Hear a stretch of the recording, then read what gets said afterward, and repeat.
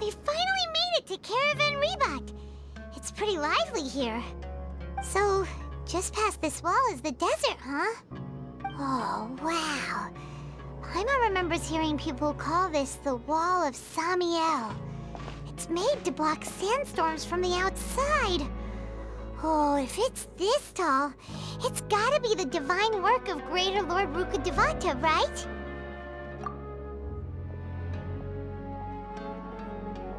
Enough gawking. Come on, follow me. Huh? Over here.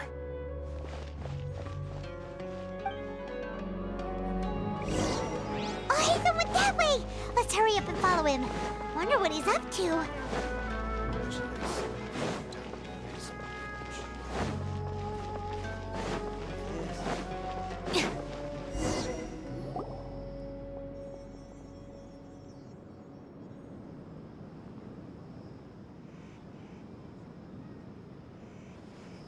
What the? Where did she go? How did we lose them? They were just here a second ago. More Aramite mercenaries? Who are they working for this time? Anyway, Traveler, it seems like we were being followed again. You were too careless. You should have noticed those hopeless amateurs trailing you a long time ago.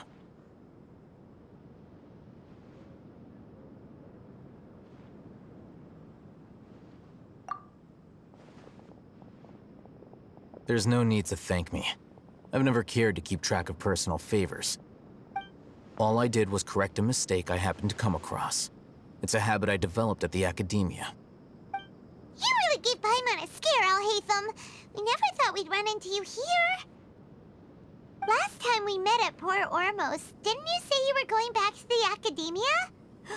Wait, don't tell Paimon that you're here to take us back on their orders. Oh, so you've already landed yourselves on the academia's hit list. I can't say that I didn't expect it. However, had I wished to turn you over to the academia, don't you think you'd already be the Eremites' honored guests by now? Oh, right. You do have a point.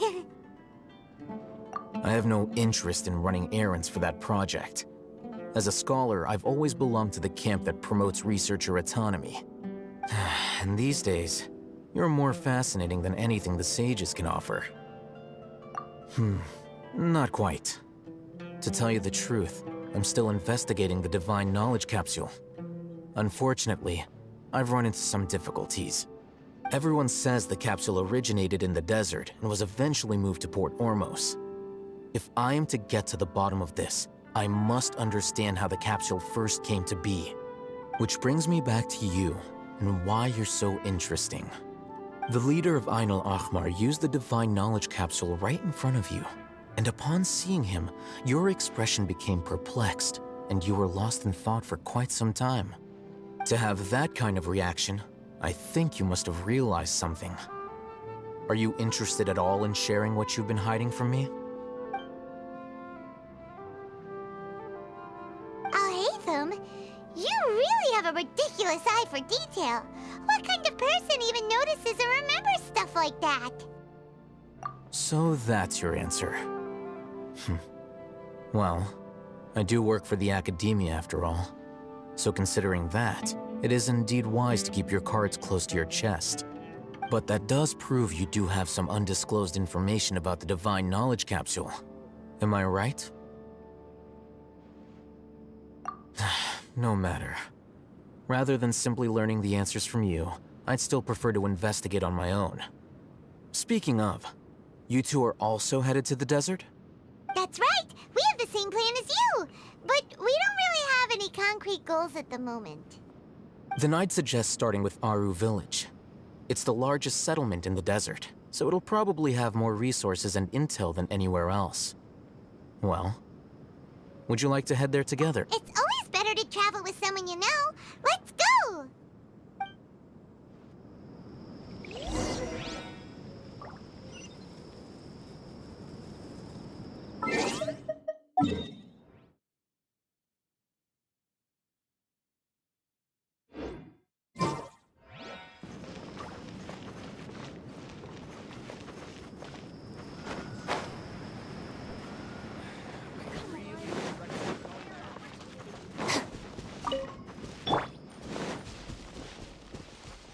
Next on the agenda, we're way behind schedule.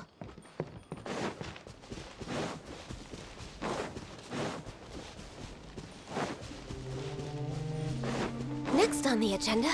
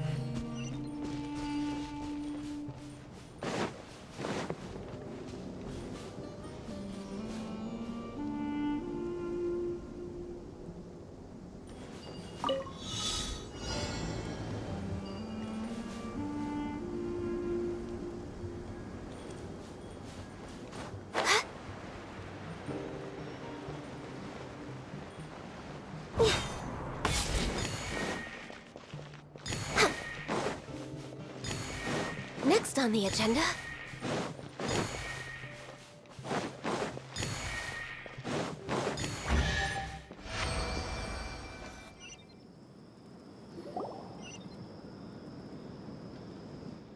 Before us lies Aru Village, the safe haven of the desert folk.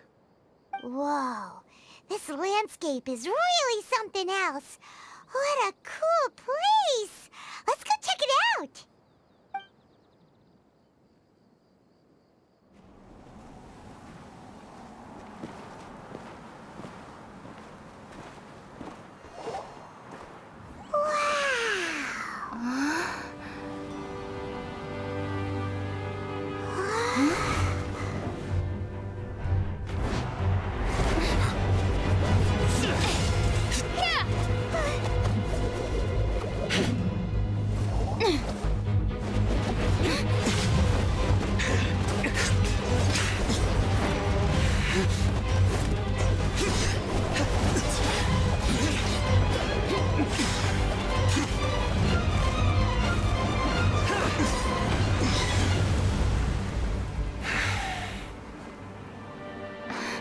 Sino.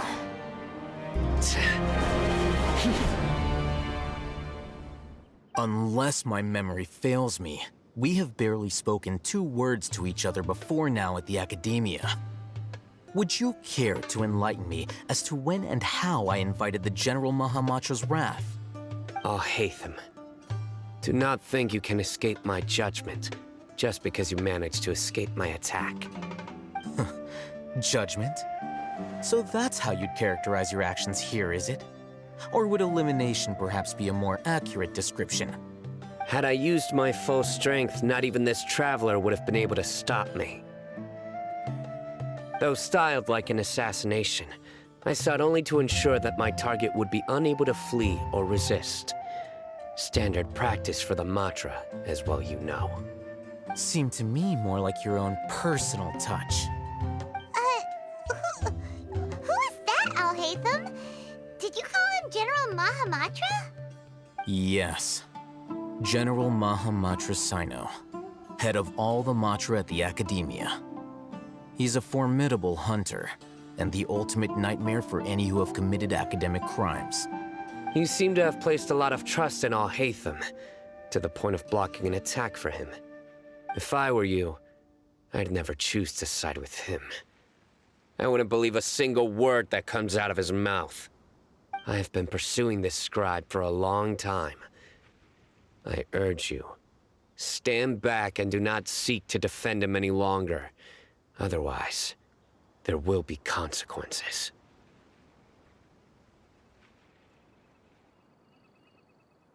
Has Alhaitham done something wrong? Paimon doesn't think he's as bad as you've made him out to be. I won't waste my breath explaining things. Alhaitham, I saw it during our fight. Take it out. The divine knowledge capsule you're hiding on your person. Unless you want me to retrieve it for myself. Very perceptive of you. Nothing escapes a mantra's senses.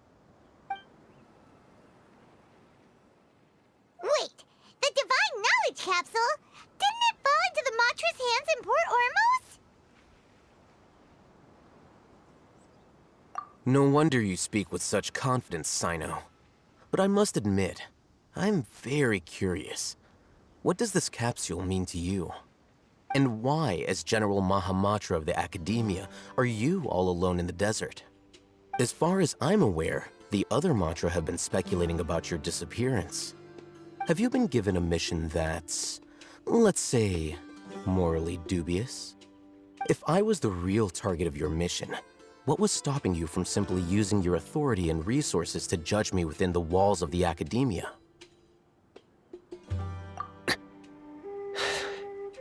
I should have known you'd be difficult to deal with. You two? Ugh! What you would do, Traveler? Paimon feels like we can't trust either of them! Ahem. Well, look at you two, acting all tough and self-righteous over there. Wait, Dia?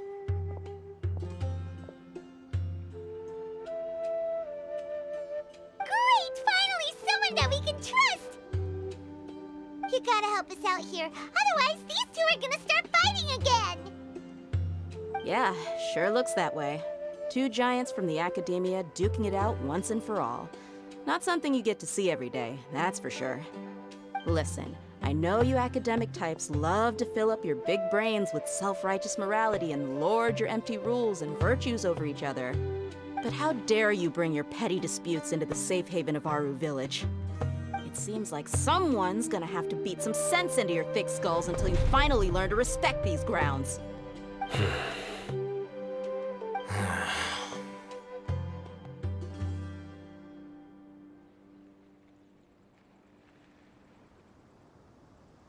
Hey, did either of you hear a word I just said?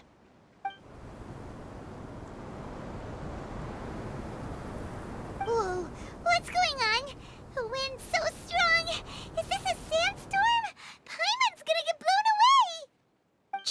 Another sandstorm? What's up with these recently? Hey! All of you, over here, quickly! We have to take cover! Someone's calling for us! Oh, this wind is too strong! Let's get over there! That sounded like Candace. Come on, you two. Jeez, are all of you Academia folks such hard work? Move it! All right, stop yelling.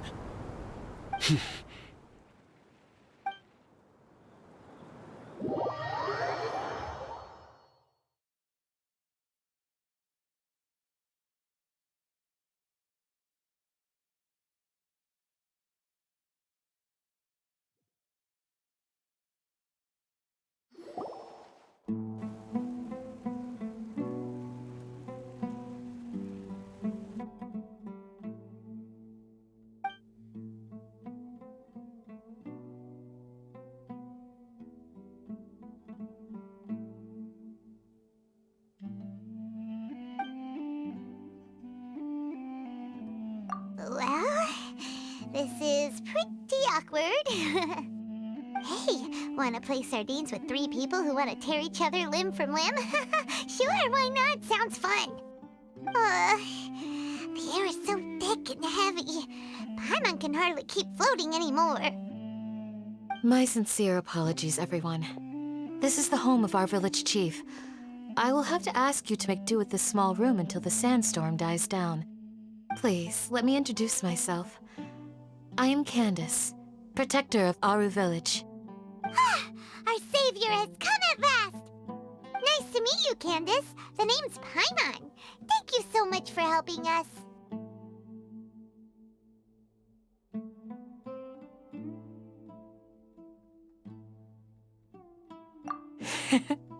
There's no need to thank me.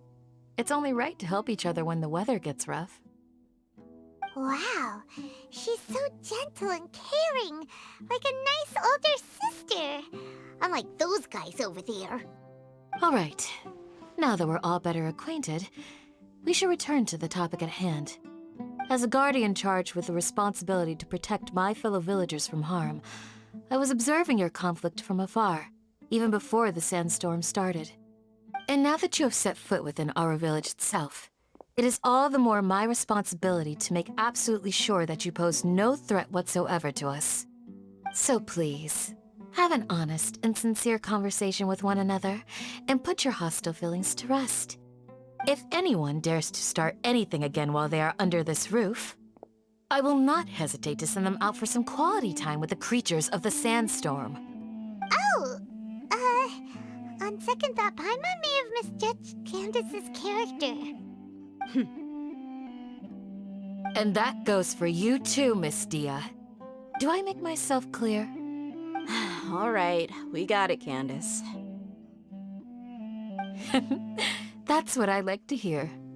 So, which of you will begin? I was supposed to be a mediator, but I might have gotten a little too involved just now. Anyway, one of those two should probably start talking. Wait, that was you trying to be a mediator? I have nothing to hide, so there's no shame in explaining myself.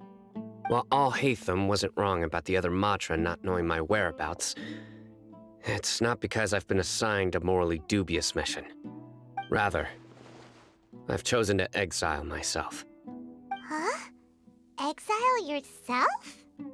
A little while ago, I discovered that there was data missing in the Academia's project planning and development files. What little they did report clearly did not match the project's actual progress. As General Mahamatra, I had the responsibility and authority to request an audit. However, to my surprise, the person responsible for the erroneous data was none other than Grand Sage Azar himself. I tried to investigate the issue myself before submitting a formal audit request, but I soon found that all leads and potential pieces of incriminating evidence were carefully concealed from me. I began to realize that they were cautious of me from the very beginning. Unsurprisingly, the Grand Sage rejected my audit request as soon as the submission reached his desk. He even said to me, "The power of the General Mahamatra is granted by the sages. You have no right to judge us." So they really are up to no good. I realized then that to the Grand Sage, the Matra are nothing more than tools for the sages to assert and maintain their control over knowledge. The vows that we took, the principles that we strive to uphold, they are meaningless to the academia of today.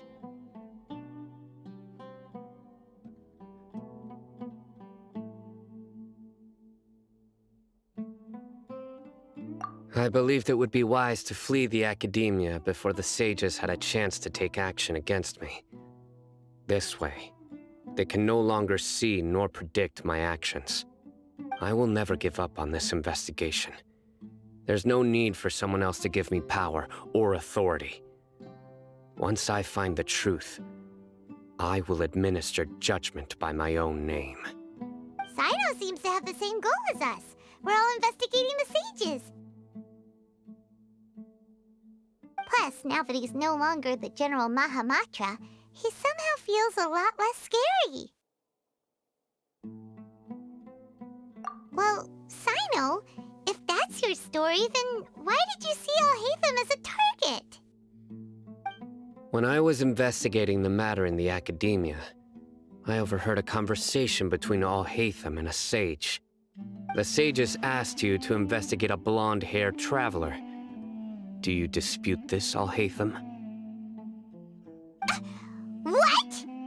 Like many parts of the project, this assignment was undocumented. Now throw in your suspicious behavior with the divine knowledge capsule, and I think we deserve an explanation.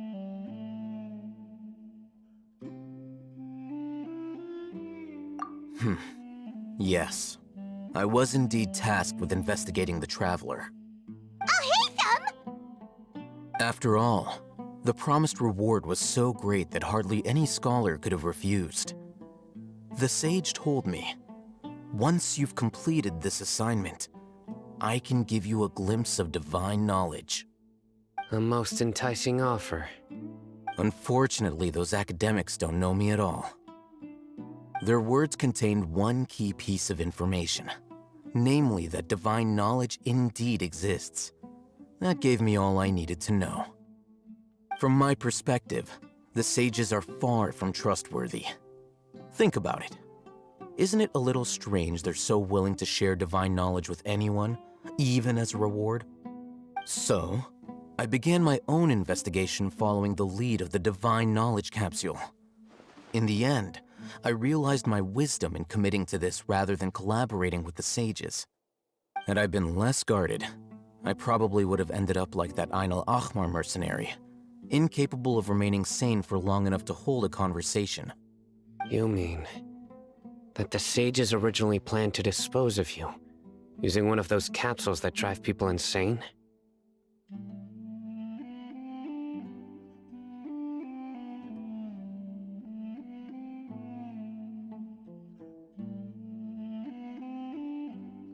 I'd already given up on the assignment by then.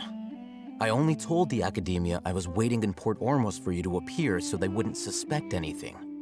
So it came as quite a surprise when I encountered my erstwhile target while investigating the divine knowledge capsule. Criminals do love to talk about coincidences. Even though I ran into the Traveler by chance, I had no intention of providing assistance to the academia.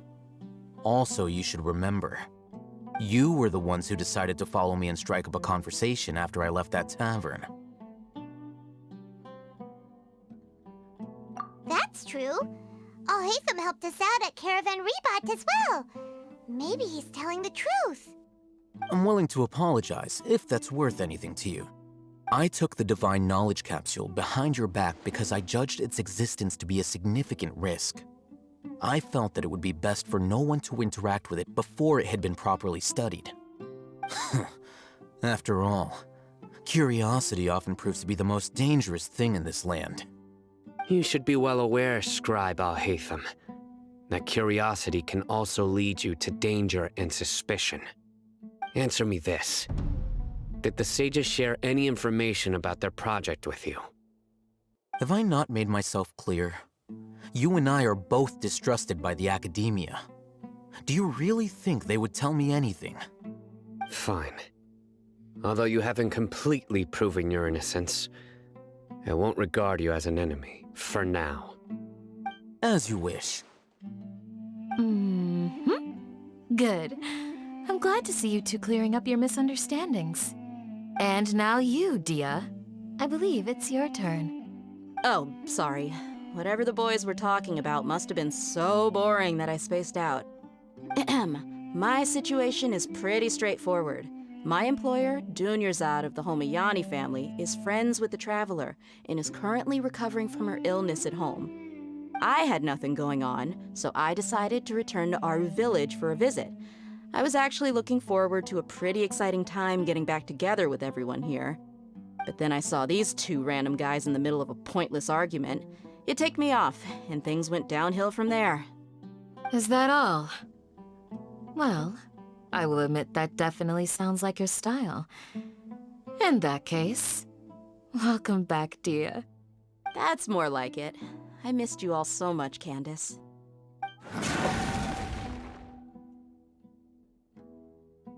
Whoa! What was that sound? No need to worry. Now that you're no longer at each other's throats, please make yourselves at home. I'll take a quick trip outside to clear out some of those creatures in the sandstorm. Creatures? In the sandstorm? Are you sure you don't want some backup? Fighting in a sandstorm is not for the faint-hearted. Anyone without extensive training in these conditions is at a disadvantage. You needn't worry. Yeah, just leave him to Candace. Don't worry, she's as tough as they come.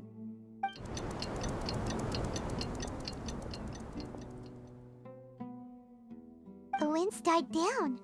That means the sandstorm's over, right? Candace still isn't back yet, though. Is she alright? Maybe we should go out and check on her. When you put it that way, even I'm starting to feel a little worried. All right, let's go. We've been here long enough, and the boys are as chatty as the floor.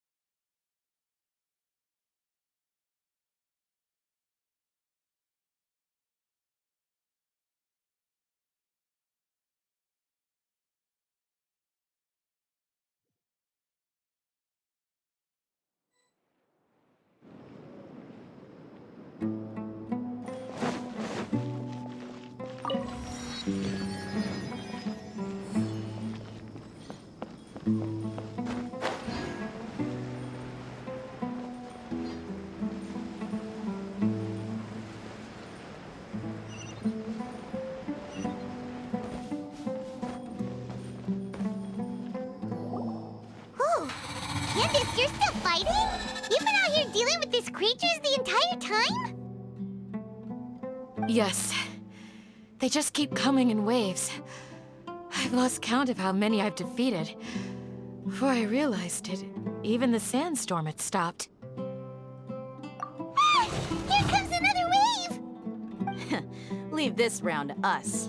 I got interrupted earlier, but now I have something to take my anger out on. It's been quite a while since I've seen the Flame Mane in action. I'll leave these to you then. I'll be sure to put on a good show. Let's go!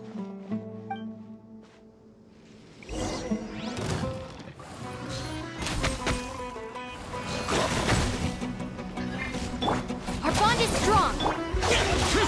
Lament!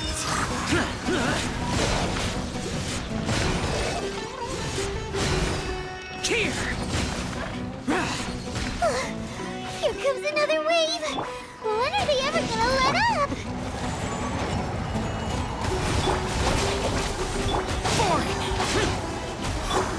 No touching! The creatures stopped appearing. Was that the last of them? What we fought just now was probably the aftermath of the sandstorm. So we should be safe for the time being. Well fought, everyone. No injuries, I hope. Huh? Who are you? Ah, my apologies. I haven't had a chance to greet you yet. I had my hands full taking care of the village's elderly and children. I am the chief of Aru village. Everyone usually calls me Uncle Anpu. Sir, I am also originally from the desert, but I have not been back for some time now.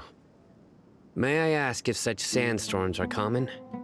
I can't say they've always been common, but recently the storms have become increasingly severe and frequent. Besides sandstorms, we also occasionally get earthquakes. According to an investigator who stayed in the village a while ago, these unusual natural phenomena are related to the withering of Irminsul. Another effect of Irminsul's withering.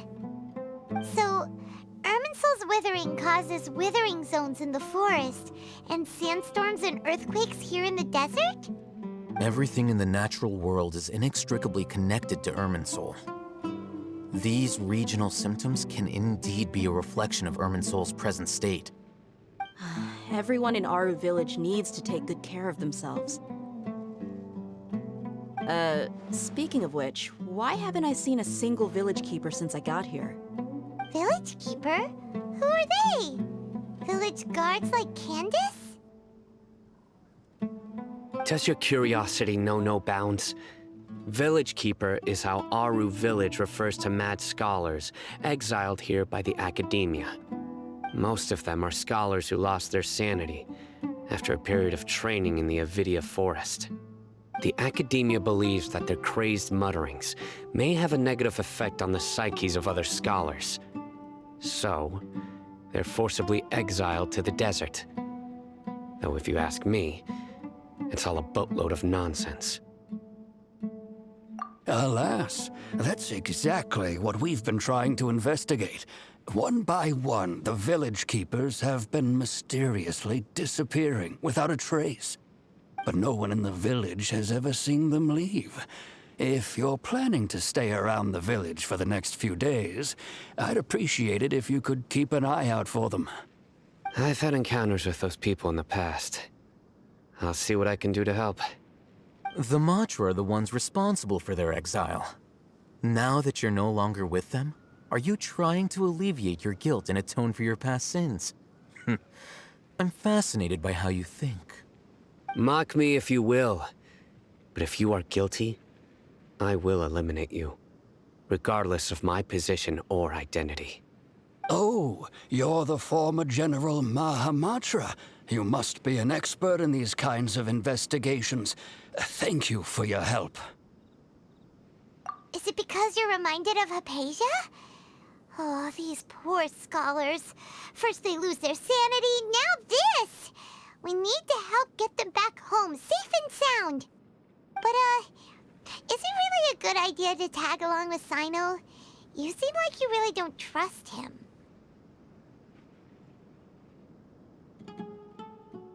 I'll be grateful for the assistance. No doubt you will do a better job than some of my former subordinates. Let's start by finding a spot to share what we know so far.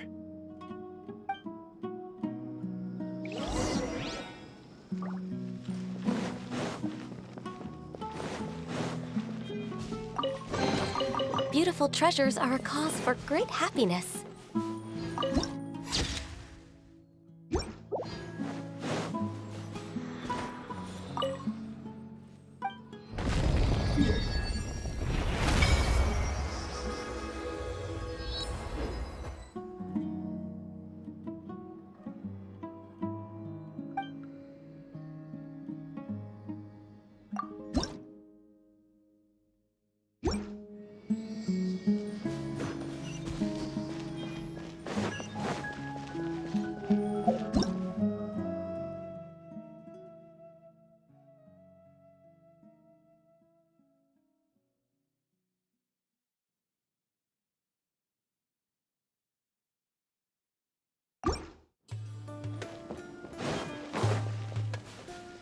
Next on the agenda...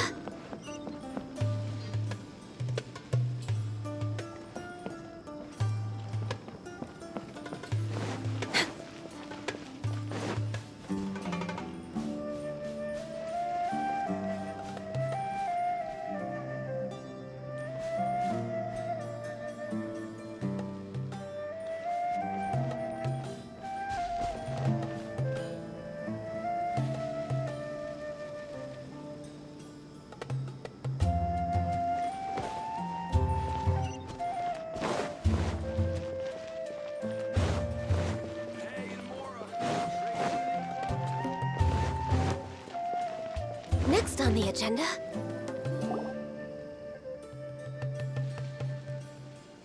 Although I've sent myself into exile, I'm still doing essentially the same things as before. Do you still have any questions for me before we start our investigation? One of my former subordinates told me that this title has its origins in a strange incident. The academia has long exiled mad scholars to Aru Village. A mysterious phenomenon exists here. When mad scholars first arrive, they are as incoherent and deranged as before. But after spending some time here, they invariably begin to calm down. Initially, the people of Aru village greatly resented having to take in the mad scholars. But a strange incident one night changed that. Aru village was struck by the strongest earthquake in living memory. Seeing buildings on the verge of collapse all around him, the then chief of the village was preparing to take everyone to safety. Suddenly, he noticed a mad scholar crouching in a corner, caressing the ground with his hands. A soft, green light radiated from him, like a divine glow against the backdrop of night. Despite the powerful tremors that ripped through the ground that night, all the houses remained upright, almost as if they had grown roots reaching deep into the ground. In the end, not a single building collapsed, and no one was hurt. After that, the people of Aru village treated the mad scholars with greater kindness, and began to refer to them as the village keepers. The soft green light? A mad scholar protecting Aru village? What do you make of it, Traveler? Paimon thinks so too. Actually, Sino, do you know if any of the mad scholars continued to wear their Akasha terminals at Aru village? In theory, they would continue wearing them so the academia could still monitor their activities. With that said, the main Akasha system would no longer have any interaction with them. Oh, no wonder! Everything makes sense then! Add in the fact that they calmed down, it was probably Nahida who calmed them. If you are able to draw a conclusion from this one story alone, then it appears you possess much more information than I do. So, what do you make of the story?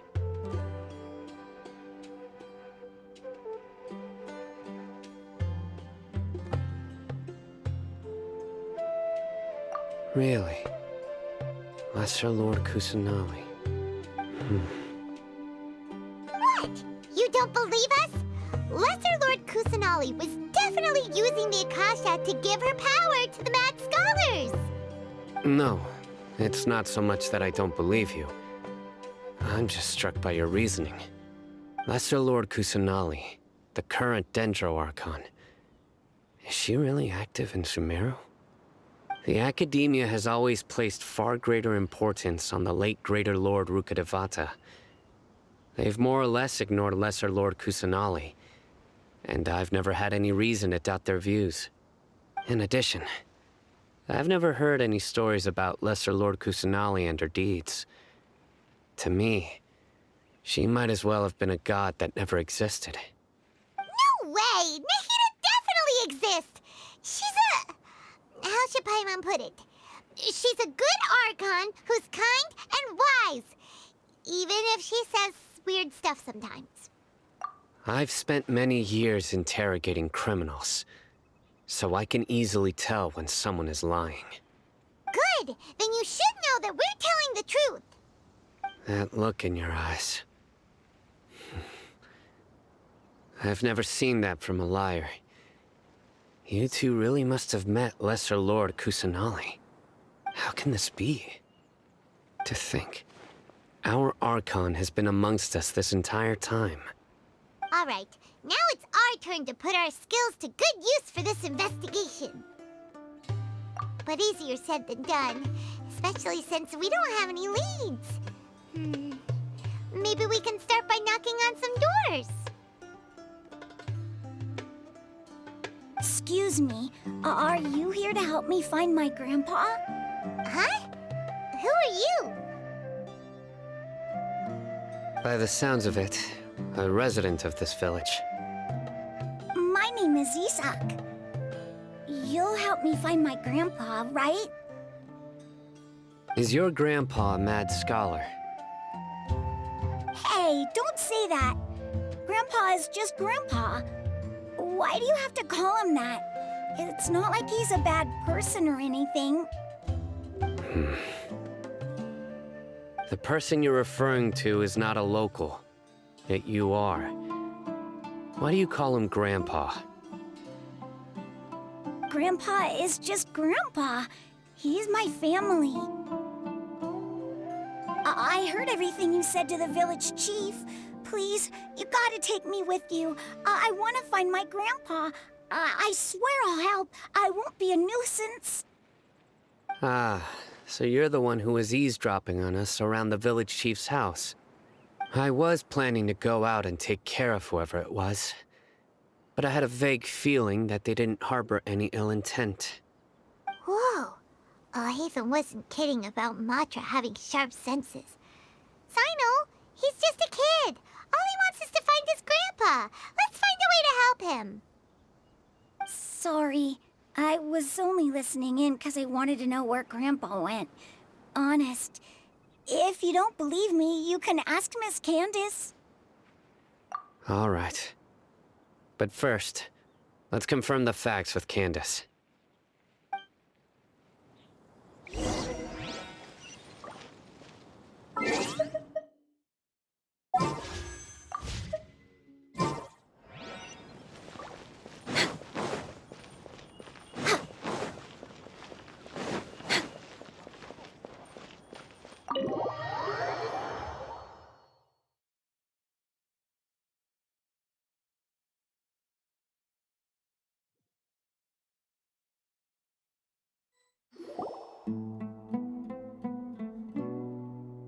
Sino is super vigilant. Is this what all the Matra are like? Ah, you're back already. We just wanted to confirm something with you. Do you know a boy by the name of Isak? I had a feeling he'd go looking for you. Huh? You knew this would happen? Yes. Although he tried his best to stay hidden, I still noticed him eavesdropping outside the window. He really wants to get his grandfather back. Isak's parents were both Aramite mercenaries who rarely returned to the village after finding employment in the city. He was raised by his grandfather. Unfortunately, it was only a few years before his grandpa passed away. Isak was still very young at the time, so various families in the village took turns caring for him so he could survive. Later, an elderly mad scholar arrived at the village. Isak thought the scholar bore a striking resemblance to his grandfather, and thus often spied on the man. However, the scholar was unkempt in appearance and incoherent in speech. Although Isak referred to the man as his grandpa, he was afraid and didn't dare to approach him. One summer night, the oft mumbling and bumbling grandpa suddenly calmed down and seemed to become more lucid. He even noticed Isak hiding in the distance. So Grandpa walked up to Isak and patted him on the head. He even took Isak to the entrance of the village, where he patiently taught the boy the names of the stars and accompanied Isak until he fell asleep. The next morning, Isak woke up and wanted to go find his grandpa again, only to realize his grandpa no longer recognized him. However, even so, Grandpa retained his calm expression. It's said that those who saw the scholar claimed he no longer appeared to be crazy, but appeared to be living in his own world, almost as if he were sleepwalking. Isak was thrilled that his grandpa was able to find peace and would follow him all the time, asking him things like, "Grandpa, want me to take you somewhere fun?" Or, "Grandpa, could you tell me stories about the stars again?" All this somehow just makes Paimon feel really sad. It seems like they both deserve so much better. Perhaps. Nearly everyone who lives in the desert has some form of hardship or regret. But even so, we must still continue on with our lives. It's also my reason for fighting. I must continue to protect this land.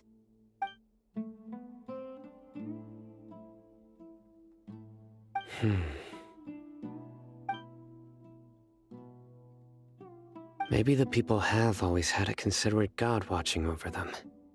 Huh? What did you say, Sino? No, nothing. As long as Isak keeps his word and doesn't get in our way, we can take him along. Perhaps you are more compassionate than I gave you credit for. Please accept my thanks on Isak's behalf, Sino.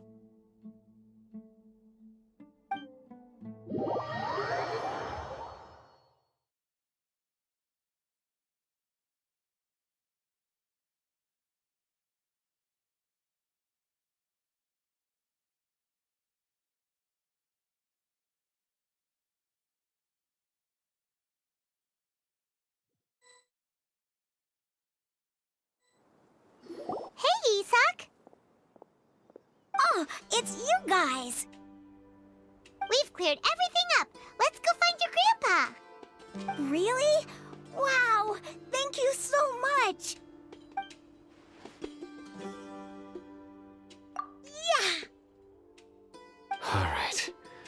Let's ask the local residents some questions first.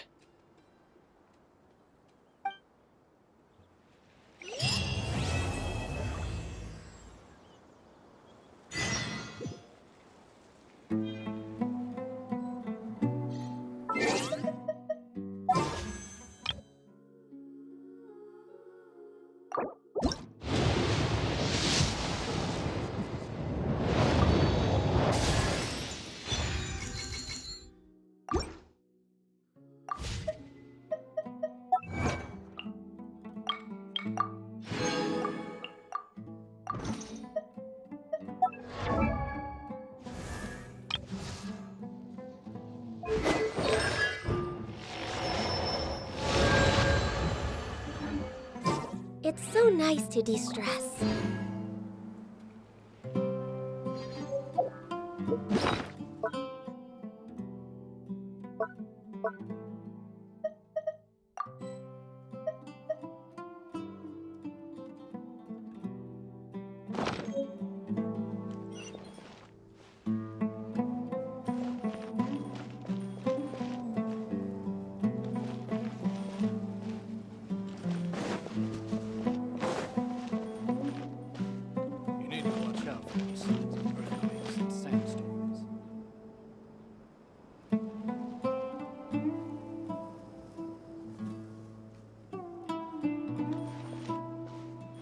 Next on the agenda,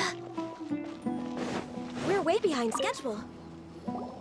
Excuse me, did you happen to see where the missing scholars went? You mean the village keepers? Oh, let me think. When I was eating dinner the other day, I saw one of them by the side of the road, muttering away and eating mushrooms and tree roots. They shouldn't go around eating that kind of stuff. Okay. Did you notice anything else? Anything else? No, I think that's all I have to tell you. Sorry.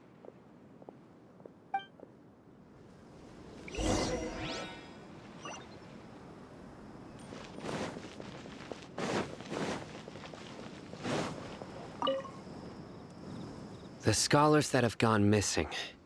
Have you seen them? Those eyes. Those fierce eyes. You look like a real fighter. Don't change the subject. Right. You were asking about the mad scholars. I think it's been a few days since I last saw them.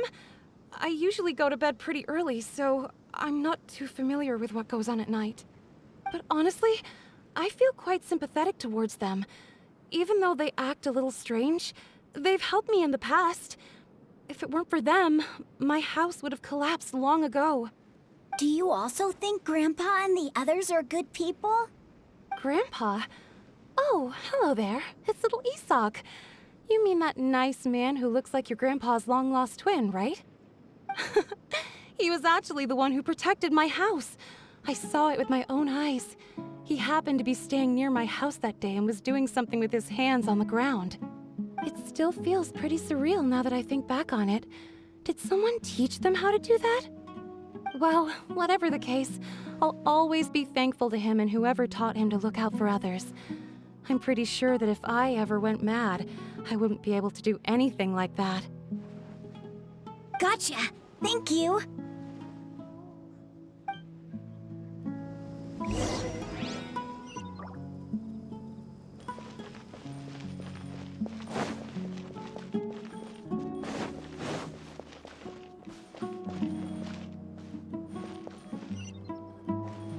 Stay safe.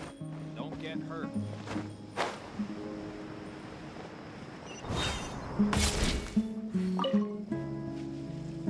Sir, have you seen my grandpa recently? You know, the one who likes to sit and space out near the village entrance. Oh, well, if it isn't Isak. Oh, your grandpa, huh?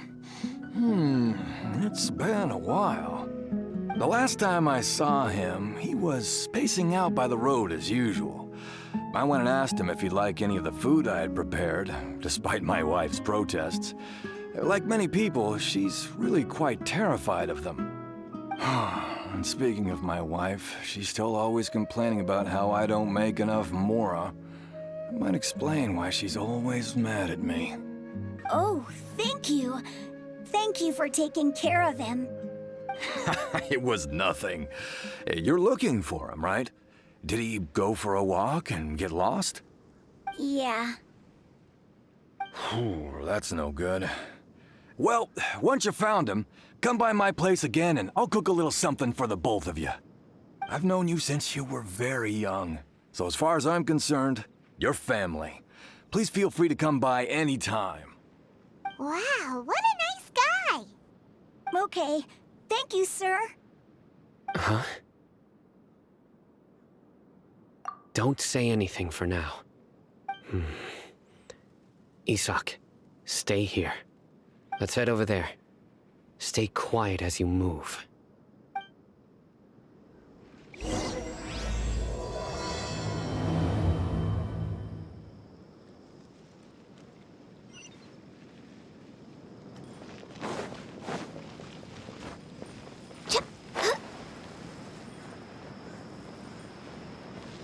Of course not. It's all a bunch of... Listen, see if you can make out what they're saying. Have you heard? The mighty Scarlet King, the sovereign of our faith, will soon return to this world. Yes, of course I have. The Scarlet King is the one and only true ruler of this land. I've never believed in any other gods.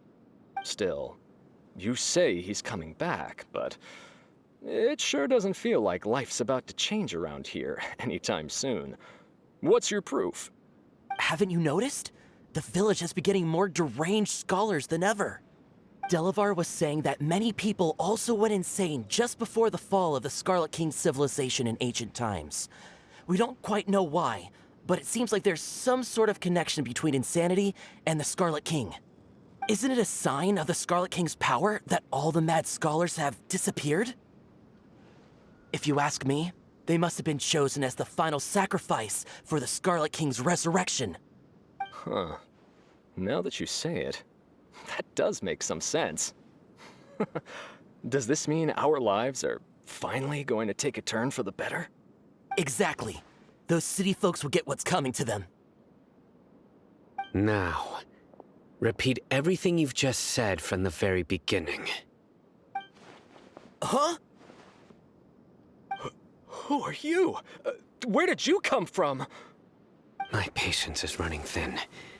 You heard what I asked.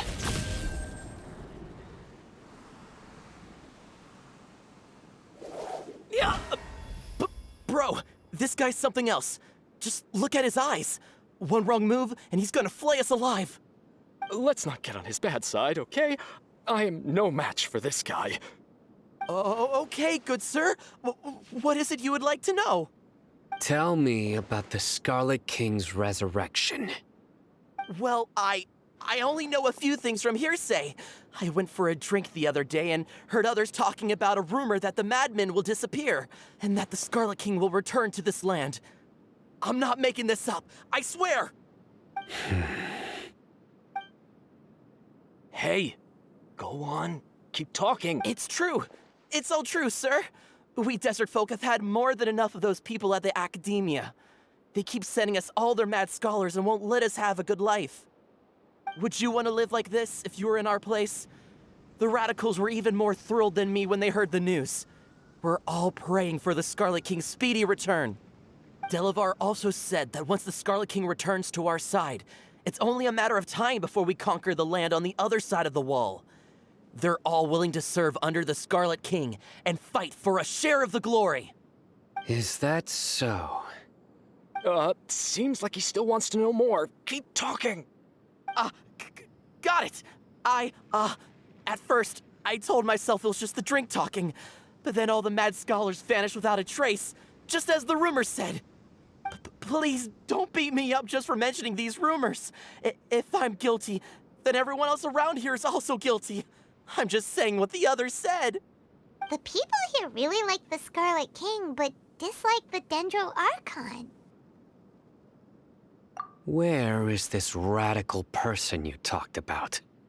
I haven't run into him over the past few days, so he probably hasn't been around the village. What about you, man? Have you seen him at all? No, not at all. We wouldn't dare lie to you. He's really not here right now. Sounds like you're not too close with the radicals. No, of course not. All we know are their names. I have many ways to stop you from talking, and many others to stop you from sending warning messages.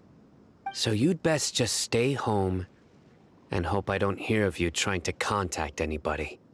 Don't do anything until I've gotten to the bottom of this. Try something foolish, and even Candace won't be able to protect you.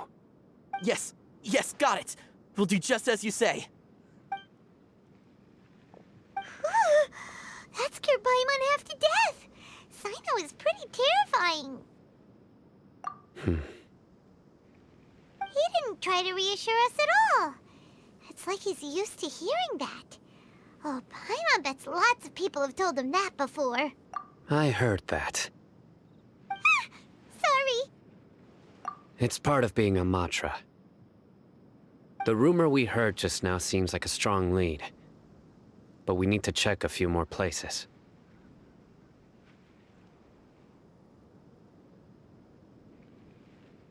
Very well. Isak!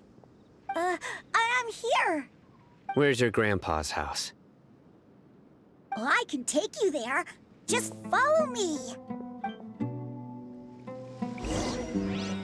Join the Aerolites and embrace a wonderful new life.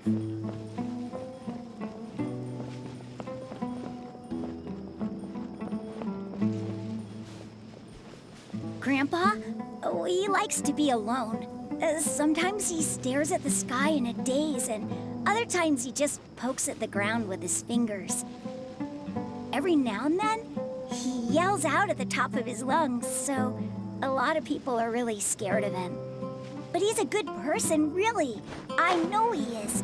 I swear, he's just like my real grandpa.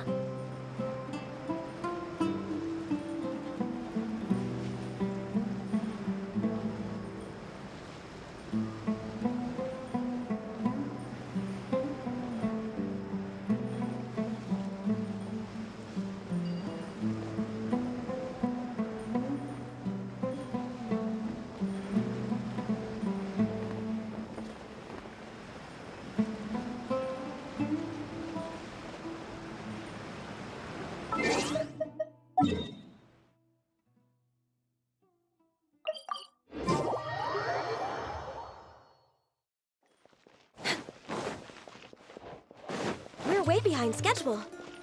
We're way behind schedule.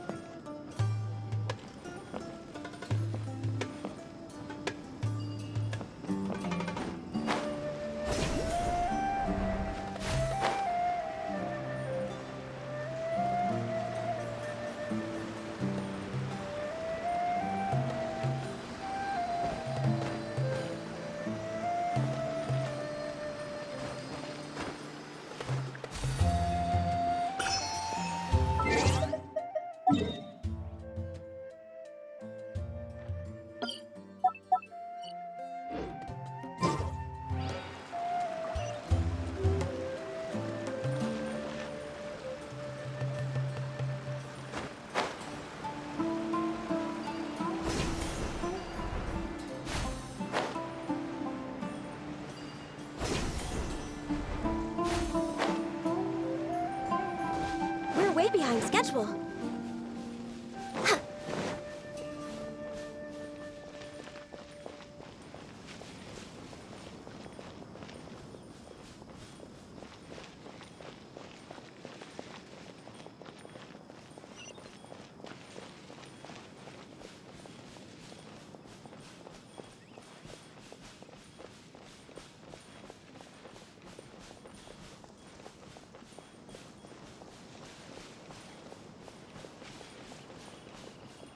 We're way behind schedule.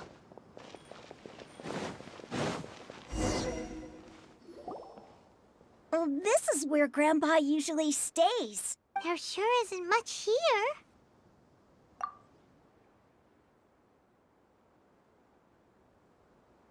No.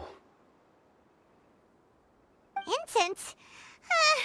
Please don't say it's the same one as before. But are you okay? Are you getting dizzy or need to lie down? There's a scent that you can sense, but I can't. A certain traveler here once passed out from that smell. Thankfully, Tainari saved the day. And then he gave us a long lecture to explain all about how it worked. So, you know Tainari? Huh? You know him too? Are you two friends? Yes. Now that I concentrate, I can also make out the scent of incense. Wait, surely Tainari didn't lecture you too? No, no need. Did you first encounter this scent at Tainari's house? In the forest. From a scholar.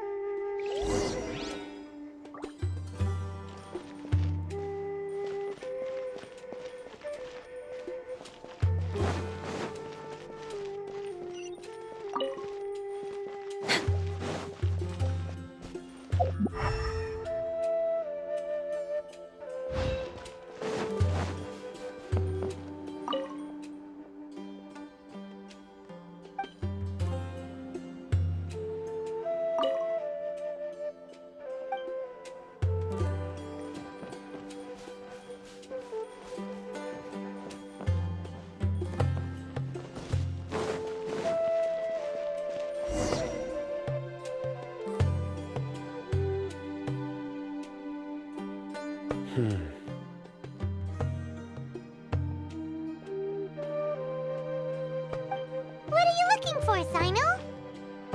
Here it is. Take a look right here.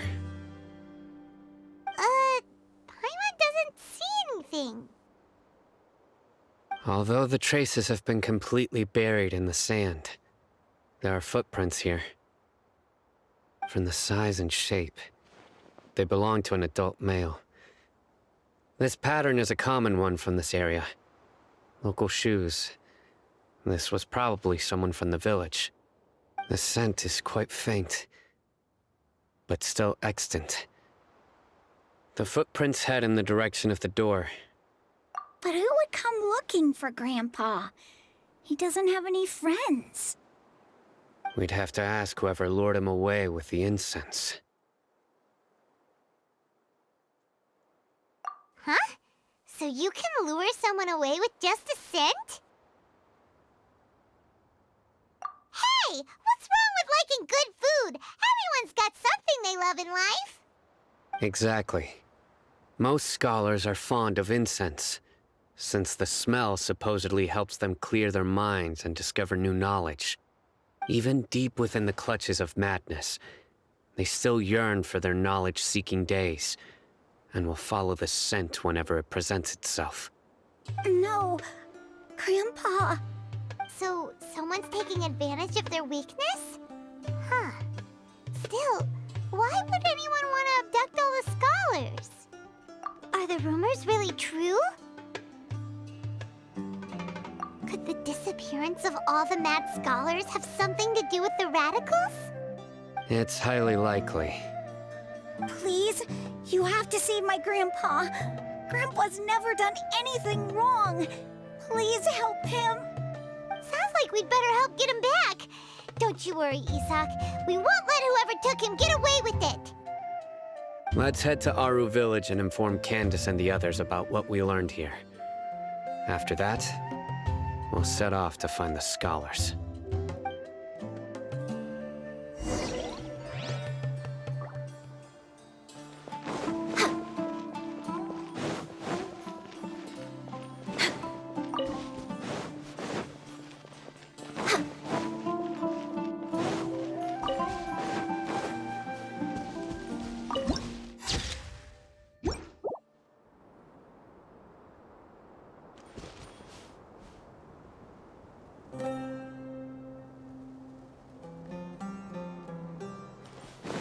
Next on the agenda...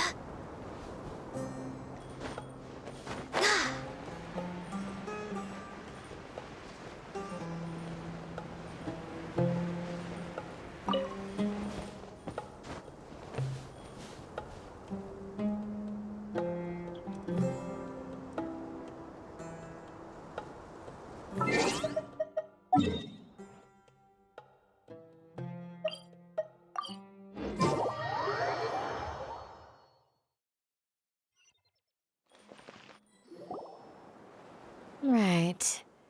The darker fabric definitely looks a lot better. That'd be my choice, too. We're back, Candace! We've got a lot to tell you. Ah, welcome back. Sounds like everyone's friends already. Oh, Dia's here too! You bet. So, everything goes smoothly? Reasonably. Alhaitham didn't go with you? We haven't seen him at all. Huh. I saw him around the village entrance earlier and figured he was investigating with you. I guess he must have gone off on his own. Did you find out anything useful?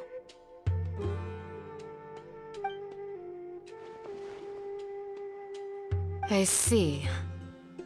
So someone used a kind of incense to lead the exiled scholars away from the village.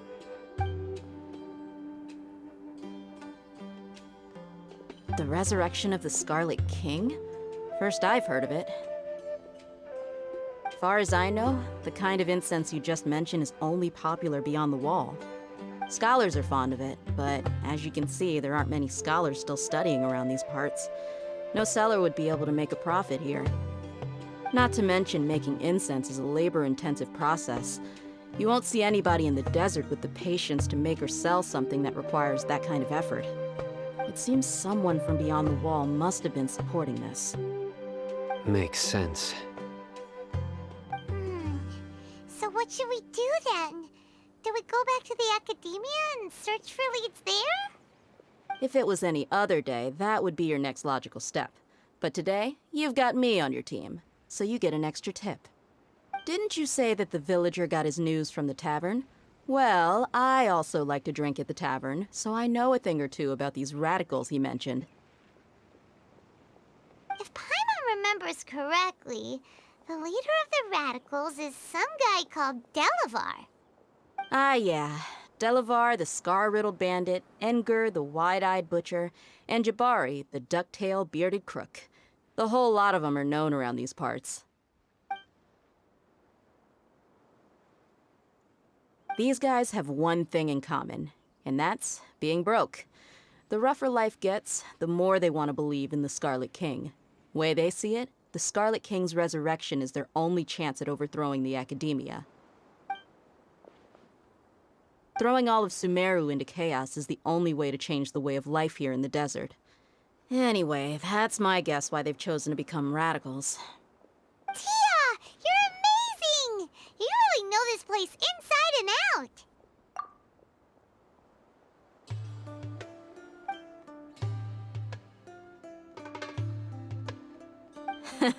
No merc can afford to slack off on gathering intelligence. Every more I've spent in the tavern has been a valuable investment. Let's head out. Now hold on, you're staying right here, Sino. Why? Aru Village is not a big place. Outsiders stand out here like a sore thumb. I'd bet word about you has already gotten out. The desert is unforgiving, so the way of life here is also a lot tougher than on the outside of the wall. You survive on making connections out here. Compared to you, mercs like me are just third-rate amateurs. I've got no actual fighting skills to speak of. But that also makes it a whole lot easier for me to gain the locals' trust. I need to go around and ask some questions, but it'll be difficult if you're with me. Fine. Good, then we've got a plan. The Traveler and Paimon will go to Caravan Rebot with me, and we'll try our best to figure out where the mad scholars have been taken. Sino, you'll have to stay in the village and continue investigating on your own. All right, sounds like a plan.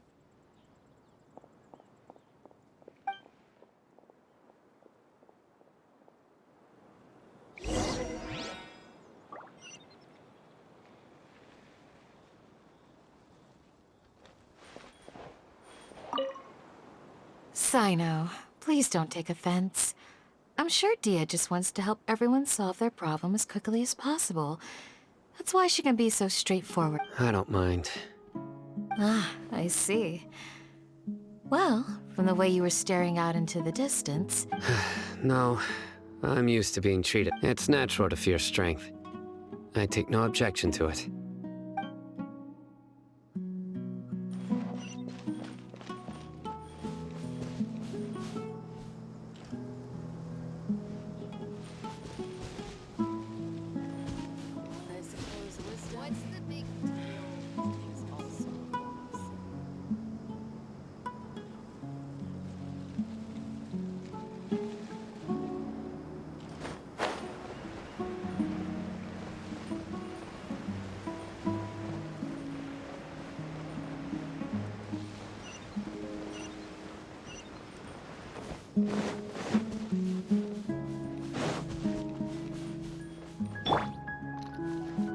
Useless.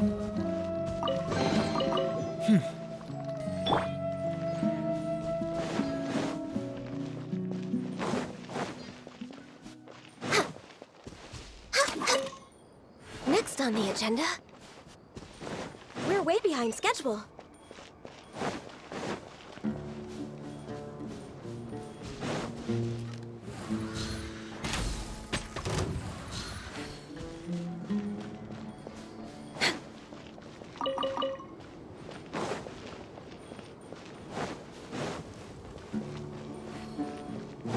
We're way behind schedule.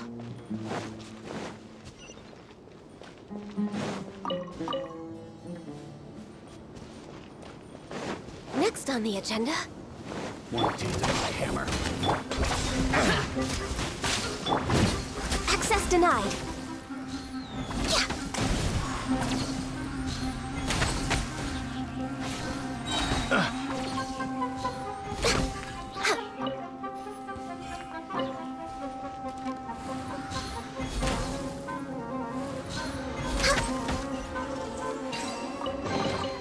There's nothing wrong with reaping a reward every now and then.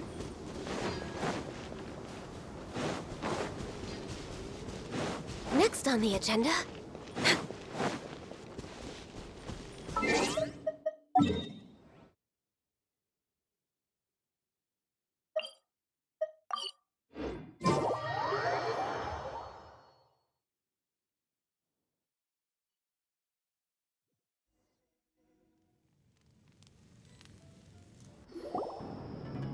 Well, here we are again.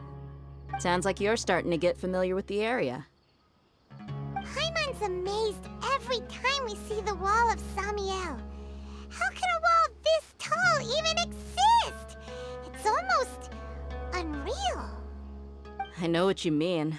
I had the same question every time I walked this way when I was a kid. Also, why is this high wall here? And can a wall really block sandstorms? It was only after I grew up that I realized the wall of Samiel isn't just there to keep out the sandstorms. It serves a more important purpose, keeping out people like us. Sumeru is run by wise and mighty sages. To them, us desert dwellers are nothing but tools that can be used and discarded at their whim. We're cheap labor, like livestock, but easier to control. Nothing more. Even if a child from the desert got the chance to obtain an Akasha terminal, almost all their requests for knowledge would be denied. The academia believes we're underserving. Geniuses like Sataria are 1 in a million. The other children never get a single chance to try and rewrite their fate, even though the academia knows very well that we're humans, just as they are. That's terrible. I would tear down this wall with my own hands if I could.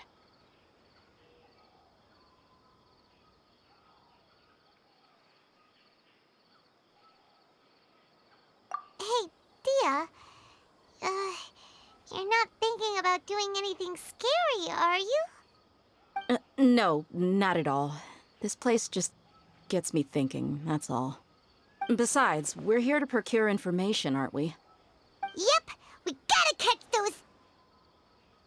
Shh. Caravan Rebot is crawling with people, so be careful what you say. We don't want anyone to find out what we're here for. Our mission started the moment we arrived here. Let's go check out the tavern. Maybe we'll find someone I know.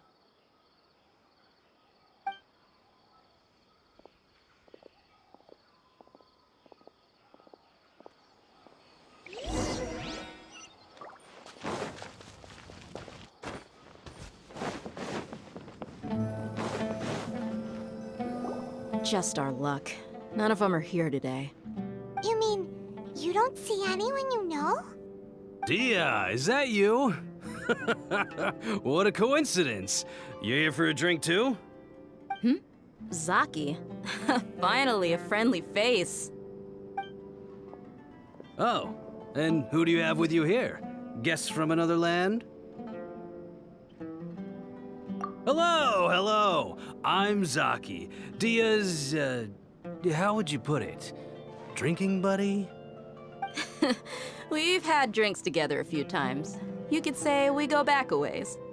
Anyway, as far as my friends here, they aren't too shabby, are they? You rarely see any Outlanders so friendly and respectful nowadays. Absolutely. Much better than those people on the other side of the wall. So, Dia, are you looking for someone? Yeah. Have you seen Enger, Delavar, or Jabari recently? Of course I have. Matter of fact, we were all here drinking together just a few days ago. I've got a spice trading deal from another nation. I thought maybe Delavar and his friends might be interested. Know where I could find him? Ah, how thoughtful of you. Then I assume you also know that Delavar's been having a hard time making ends meet these days, so you came here to help him out? Hey, keep it down. Let's just say I prefer to keep this deal a secret. Y'all at Caravan Rebot are like family. If there's more to be made, why not do it together? Besides, Delavar and his friends have muscle. They'd be a good fit for escorting the goods. Yes, how considerate of you. Delavar's my friend too, so of course I can take you to him. Come with me.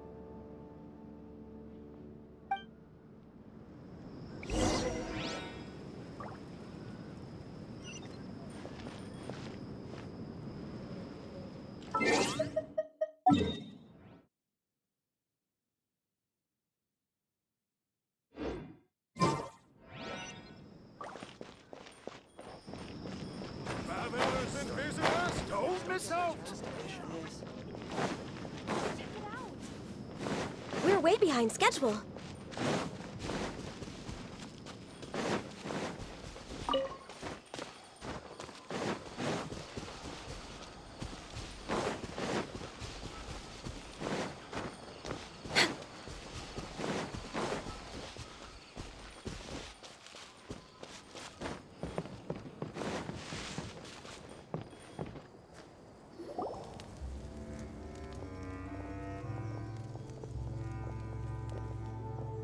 Are we there yet? Yep, this is the place. This place is practically deserted. What are they doing in a place like this?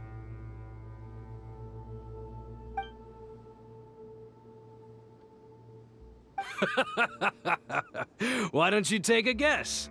Go on, a wild stab in the dark. You're like lambs to the slaughter. Oh no! It's an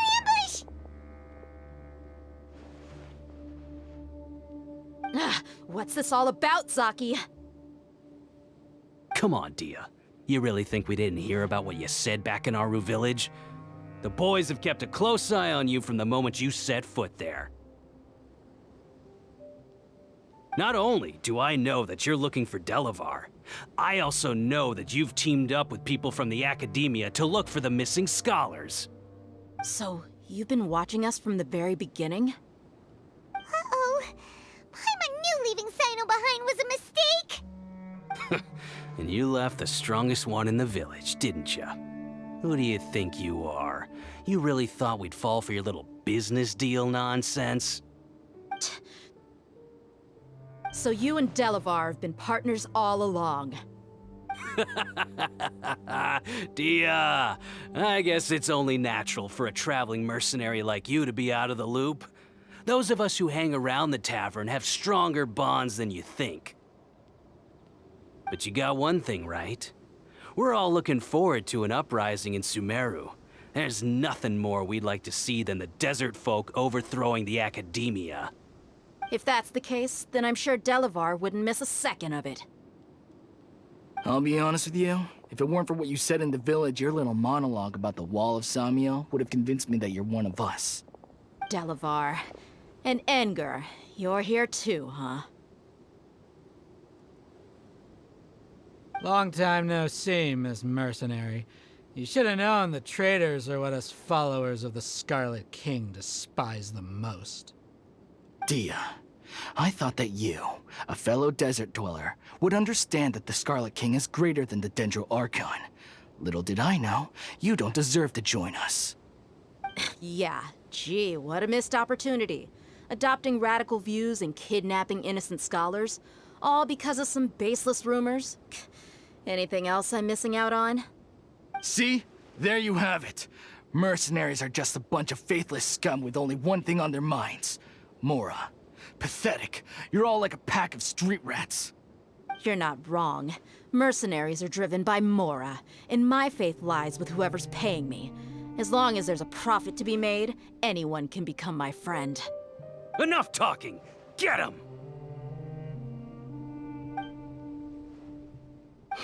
Just as I expected. Let's teach him a lesson, traveler. Following orders. Stop right there! Lightning? Useless! Disappear! Worthless! Here!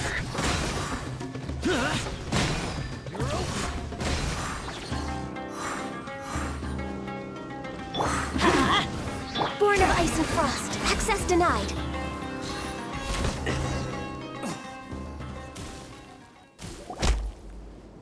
Impossible! How could you? So, what do you think about your meticulous network now, Zaki? How did you say it? It's only natural for a traveling mercenary like me to be out of the loop. I'm guessing your informant told you that I'm just an incompetent merc with no real fighting skills, correct?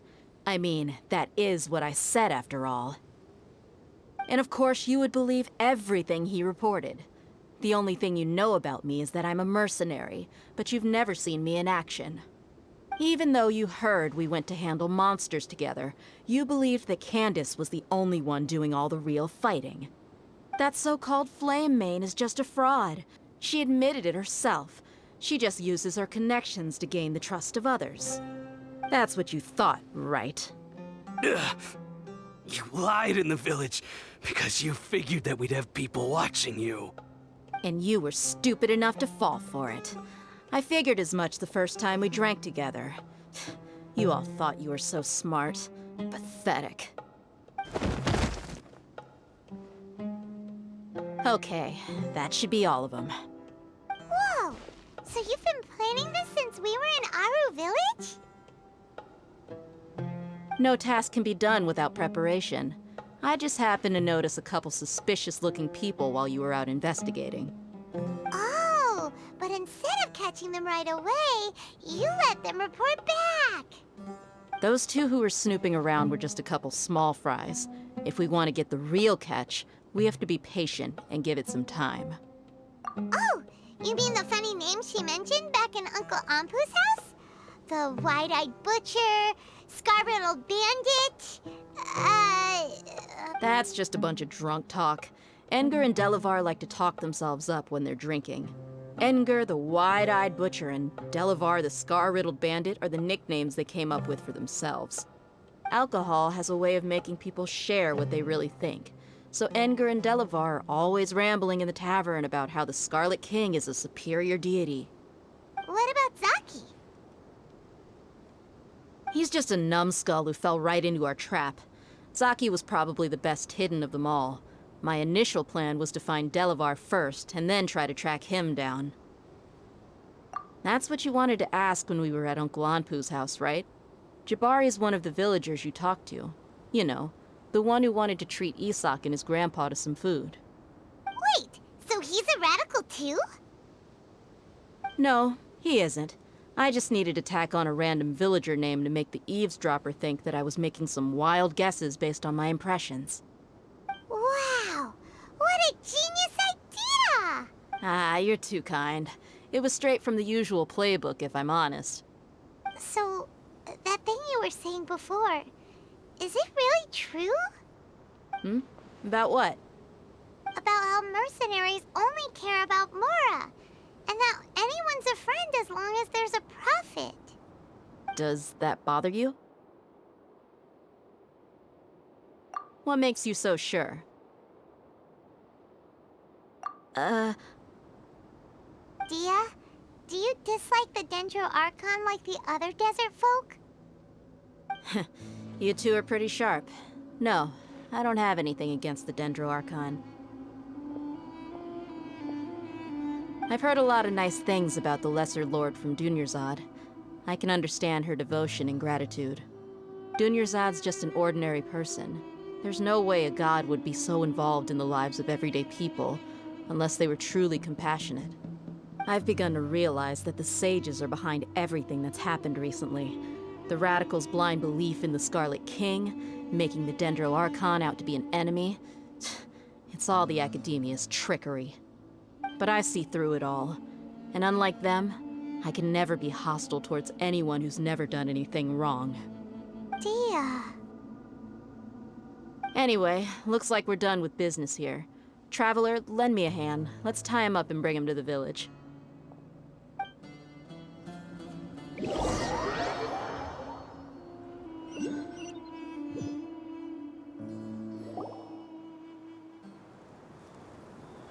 This should be all of them. I'll let you take it from here. All right. I'll be in touch.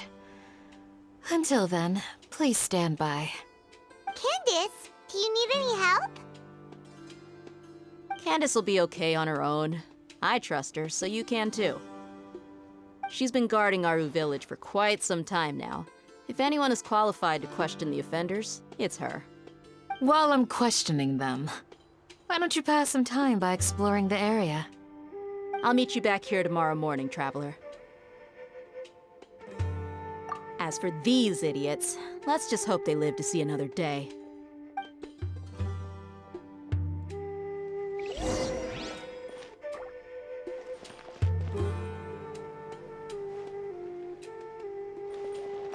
Candace is an expert at dealing with people like this.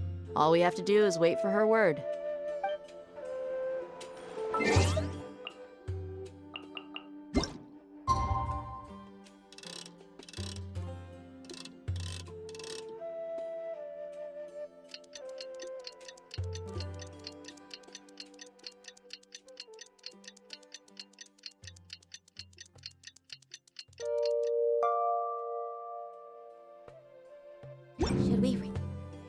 Should we be off work this early? Hey, Dia! Right on time. We'll know any moment now. Paimon's been wondering. You seem to know Candace pretty well. Have you been friends for a long time? We've known each other for some time now. She's a pretty interesting person. Even though she's an extremely strong warrior, She never misuses her powers against others. Oh, Paimon knows what you mean. Like a lot of martial artists say, never take the fight outside the ring. Yep, I guess you can put it that way. It takes strong convictions to be as dedicated as she is, and shoulder that kind of responsibility. Us mercs, on the other hand, we pretty much live from one day to the next. Well, Paimon thinks you're great, too. Really? Thanks for that. Oh, Sino's here, and he's pretty early, too. Yes, I was here yesterday to help out a little. To help out? By doing what? Sharing some interrogation techniques. Oh, you mean you taught Candace some more persuasive methods?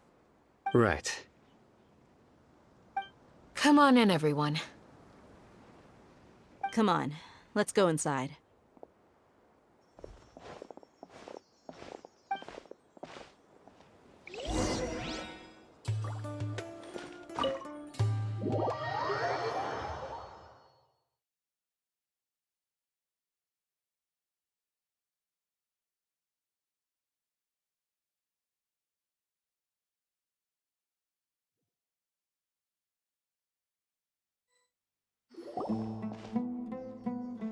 Candace, where...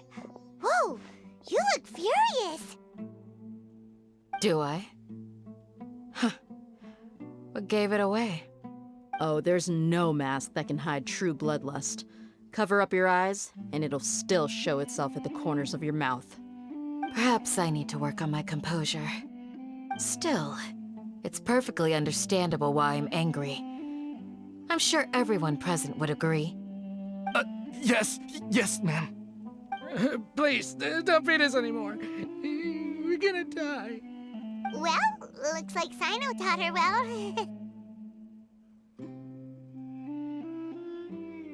You fear death yourselves, yet you do not hesitate to place the lives of others at risk. The absurdity is mind-boggling. The ones you call mad scholars are known to us as the Village Keepers. They are vital members of our community, and some even count them as family. You come here, to my village, and you treat my people as nothing more than stepping stones towards your goal. Tell me, what would you do to you in my position? Mercy! Please have mercy! You've made your bed. We may both be desert dwellers, but there is one thing that I understand better than you.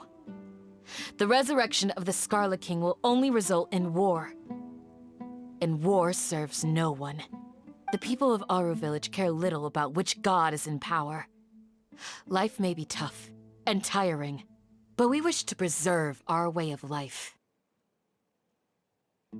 A war would only cause us to lose all that we have. And that is not a responsibility that you can afford to shoulder.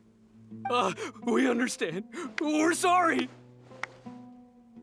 I'll tell you everything I know. Please, just let us go.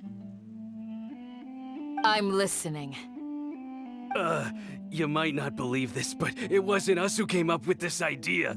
Someone was spreading rumors in the tavern. That's how we ended up hearing about the Scarlet King's resurrection. Some mystery man told us that mad scholars will make the perfect sacrifice to usher in the Scarlet King's resurrection. They give their lives, and we can get anything we wish for. They're called Village Keepers. Slip up again, and you'll regret it. Yes, sorry. It was all that mystery man's doing. He told us to spread word about the Scarlet King's resurrection and talked us into helping him. In return, he said he'll help facilitate the resurrection process. I'm not sure. That's one. Huh? One what? Strike. You get a total of 3. Then, you die by my hand. Wait, I'm telling the truth. We don't know anything. It was all him. 2. He got us to lure them out of their houses in the night with some kind of incense. We take them to a junction outside the village. Then the mystery guy takes them from there. You gotta believe me, please. I'm telling the truth, I swear. Just ask them if you don't believe me. That was indeed the truth. Traveler, go on.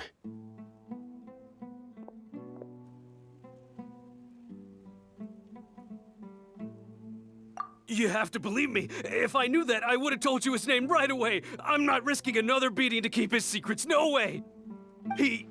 That guy, he wears a cloak, and he's always careful to cover his face. He calls himself the Scarlet King's envoy.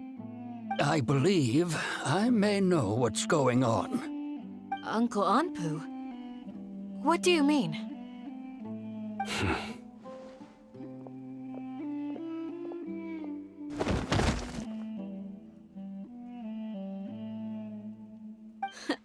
Smooth.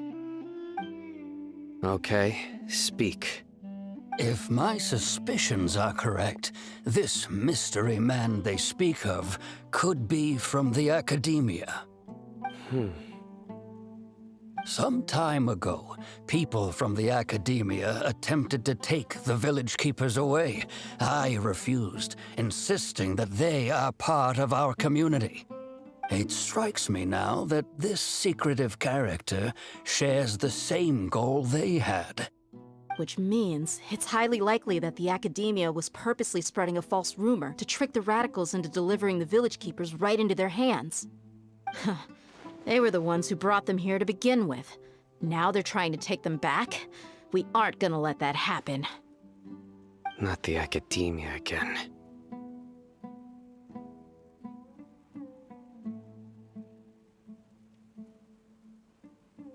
Just as I thought.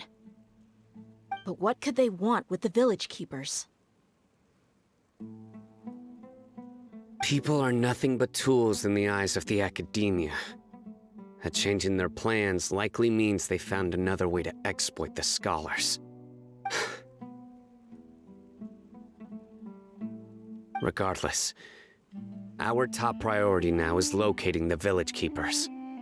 You're right. Isak is still waiting for news on his grandpa. Time to go. Let's leave the village and try to track them down. Yes. Pack up and get ready to leave. You got it. Candace, I'll let you deal with the radicals. Leave everything outside the village to us. All right. Let's meet back here once everyone's ready.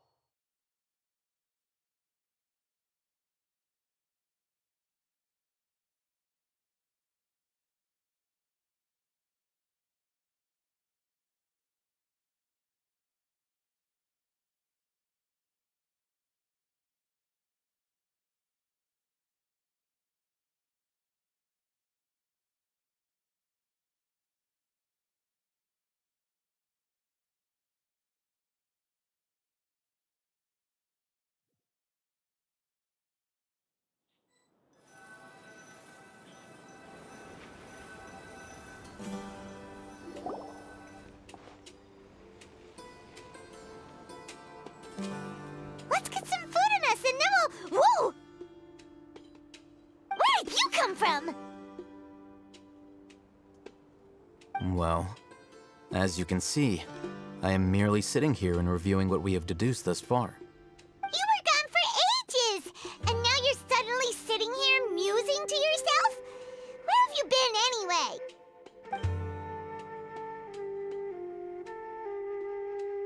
Hey, what's with the silence? You never think things through before asking questions. I'm giving you some time to make up for that. Paimon's so mad! Paimon's gonna give you an ugly nickname!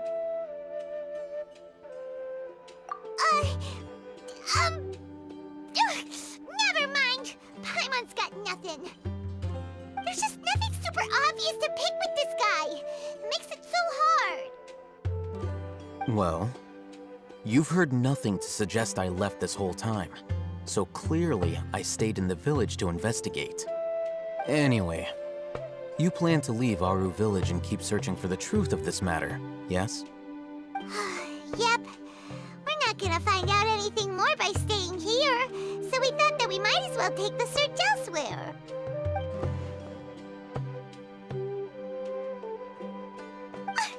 Enough with the silent treatment! No. I'm just surprised that you decided to team up with him. Alhaitham, you haven't helped us out at all ever since we arrived at Aru village. Bold of you to question our choices. Yeah, you're all talk! While you were investigating, I had my own work to do, which I've now finished. Really? Paimon doesn't believe you. To be honest, we aren't really a team, so I have no obligation to inform you of my whereabouts. Not to mention that going separate ways allowed me to find some important information that you all had missed. Huh? Right here in the village? Correct. What did you learn? I'm going to take you to someone. But before that, you need to understand where she's coming from. What does that mean? How do you think the residents of Aru village feel about what we're doing? In other words, do you truly believe every single word the villagers tell us? You mean some of them lied to us? Hiding the truth does not necessarily equate to lying. Again, these people have their reasons. Remember what Gandis said? Most people in Aru village don't necessarily care which deity is in charge of Sumeru. That's because whether the Scarlet King or the Dendro Archon has power is of little significance to them. By contrast, the perils of their daily lives are ever-present concerns. They won't simply share everything they know with you without good reason. That's why you believed there was no further information to be found in this village. Glad you're following along. Among those you have talked to, there's someone who was consciously keeping you out of the loop. In fact, she's been observing your every move since you arrived. The reason being, to someone who only wants to live their life in peace, any external factors introduce unpredictability into the equation. Those eyes, those fierce eyes. You look like a real fighter. Don't change the subject. It's quite obvious that she's intimidated by Sino's authority and strength. Right. You were asking about the mad scholars. She corrected herself mid-sentence because she's aware that there are Scarlet King fanatics in the village. If she sounds too friendly towards the village keepers, she could easily make herself the Radicals' next target. I think it's been a few days since I last saw them. I usually go to bed pretty early, so I'm not too familiar with what goes on at night. Remember? She made a point of denying her involvement in anything that occurs at night. But honestly, I feel quite sympathetic towards them. Even though they act a little strange, they've helped me in the past. If it weren't for them, my house would have collapsed long ago. After speaking to the village chief, it became clear that the village keepers had protected Aru village at night. In other words, the young miss was very much awake during that time. Then why would she lie? By getting involved with an outsider, she risks drawing unwanted attention to herself. As for why she might be so wary about all this, maybe you should ask her.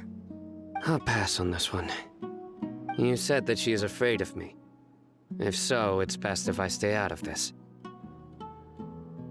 We're on it!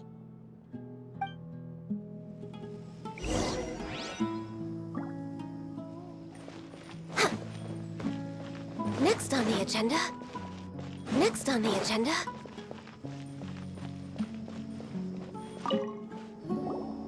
Miss Shawnee, as we discussed earlier, I've brought someone with me. Mr. Alhaitham, I'm aware of where you stand, but How can I make sure that your friends think the same as you? Huh? What do you mean? We need to clarify our stance or something?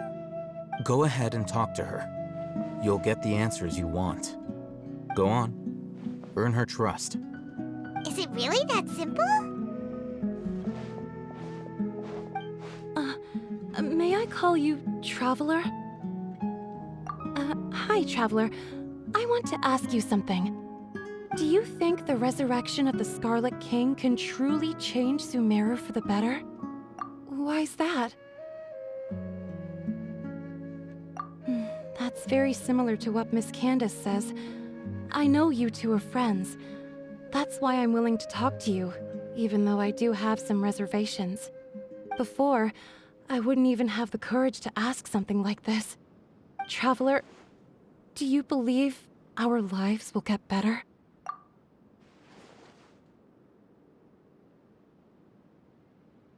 Yeah! We came here from another nation, so it isn't wrong of you to be weary. And we aren't really residents of any one nation. But even so, we've met lots of people from different places, and we've always fought for what we believed in. We have friends in Sumeru, and we want to help them. That's why we decided to stay here for a while.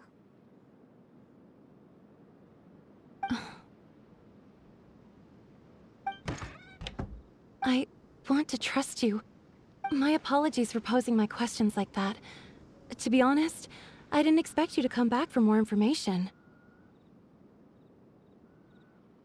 Alhaitham told us you have your reasons. It's okay. We understand. The fact is that only one side of my family is desert folk. I don't really fit in anywhere in Sumeru. Some believe in the Dendro Archon, while others believe in the Scarlet King. I don't belong to either side, and neither side would want me. Speaking of which, the radicals mentioned that they despise traitors. Do they just think that anyone who's different from them is a traitor? Yeah. Some people can be so narrow-minded when it comes to bloodline and beliefs. It makes no difference what I say or how I behave. I'll always be suspected of having ulterior motives. Slowly, I just stopped talking to people. I pretended not to hear or see anything. All I want is to live my life in peace. And then it happened. The village keepers who had helped me disappeared with no explanation, and I didn't dare breathe a word about it to anyone. Until now. You can tell them. I'm sure she'll keep your secret. All right. I'll tell you what I told Alhaitham. I actually have a sharper sense of hearing than most. Sometimes, I hear strange crying sounds in the night. There are ghosts? Perhaps. I'm not sure. It's faint, but it's definitely the sound of crying. It comes from far away in the distance, and always carries very raw emotion. It used to be louder and more frequent, but ever since you arrived in the village, it doesn't seem to happen as often, and when it does, it's much quieter. I have to focus really hard to make it out. I confirmed this with the guards on night duty. They also have someone with a good ear, and he's heard similar sounds at night. But, because we're in the middle of a desert, he would rather believe that they are the cries of beasts than ghosts. There's really nothing around these parts, except for an old hospital not far from the village. I think they used to use it for treating Elazar, but it's been abandoned for years. Yeah, let's go!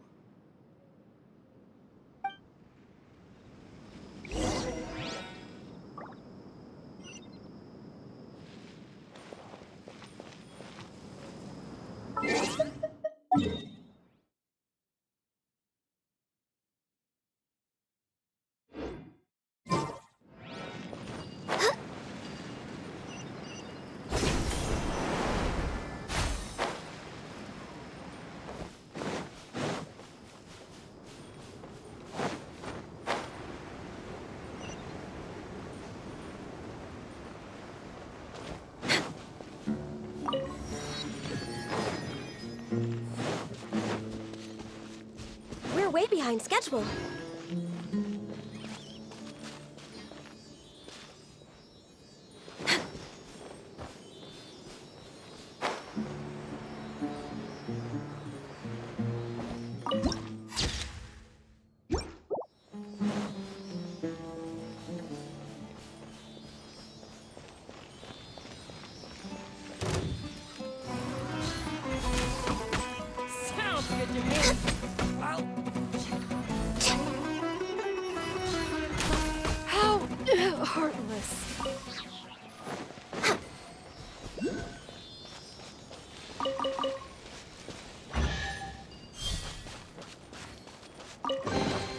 There's nothing wrong with reaping a reward every now and then.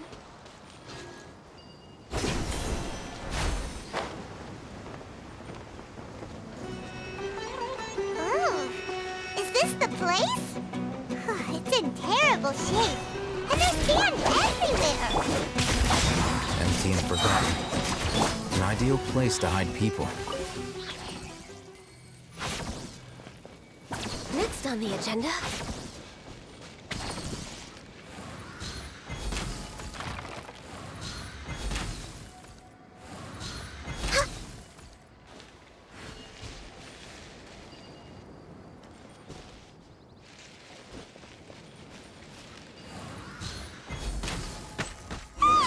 Monsters! Watch out!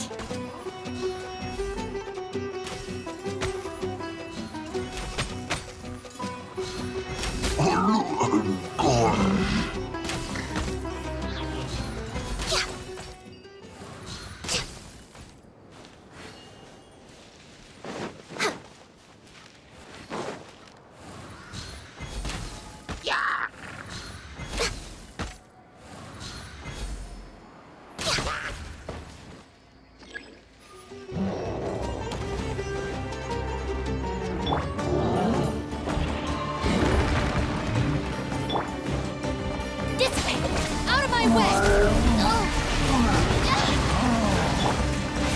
Useless, boring, evil, conquering, worthless.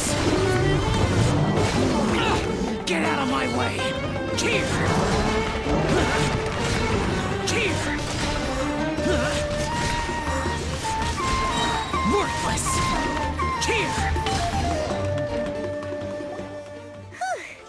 They were easier to deal with than Paimon had expected. Super strong bandits?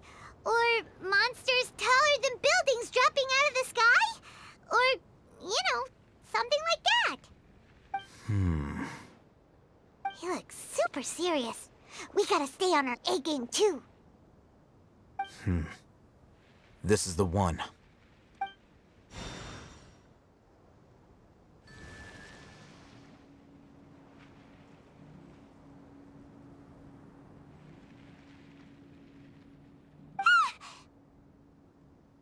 Let's go in and take a look.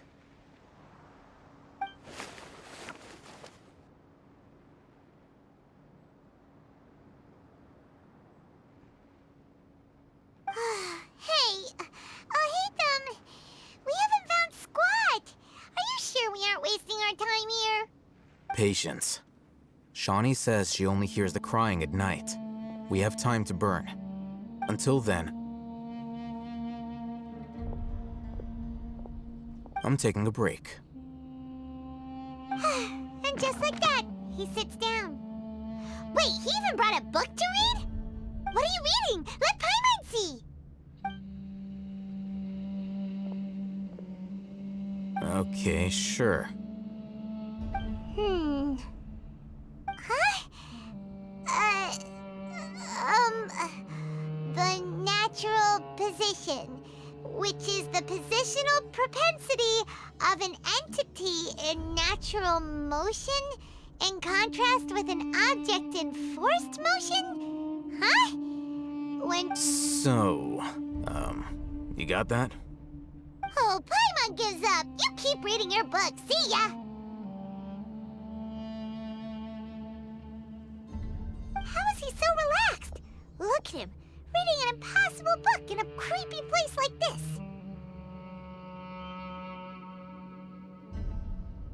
Hey! Paimon's your Teyvat trap travel guide. Paimon knows plenty of useful stuff already. And anyway, it's not Paimon's fault that the books people read in Sumeru are so complicated.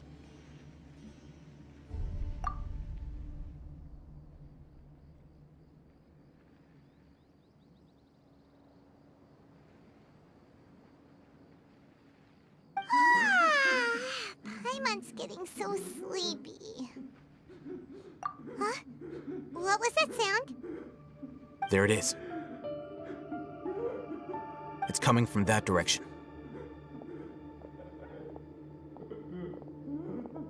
Is the sound coming from here? Huh. Paimon's not seeing anything.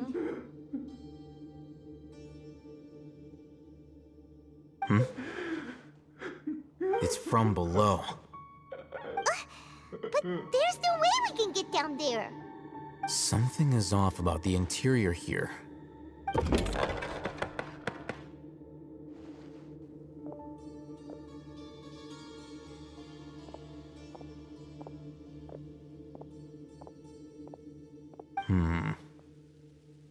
As I thought, there's a hidden structure. Wow. It's like they tucked another hospital into this one. Oh, it looks like there are other mechanisms around here. Let's keep exploring.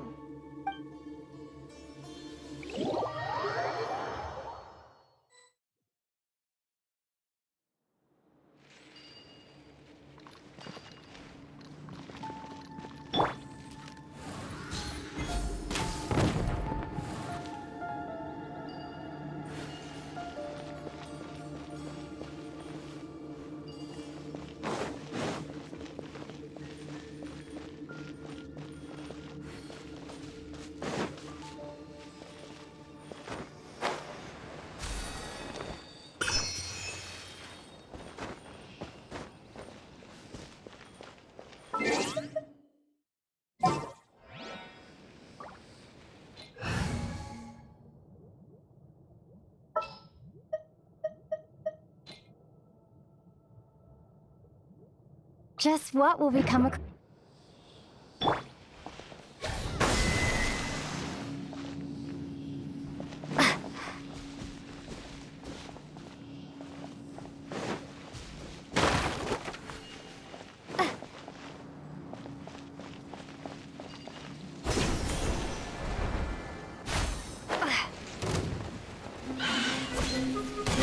Born of ice and frost. Access denied.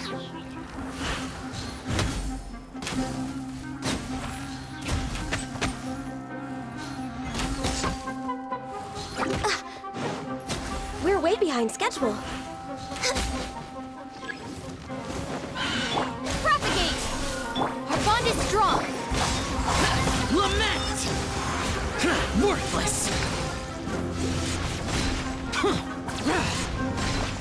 Worthless!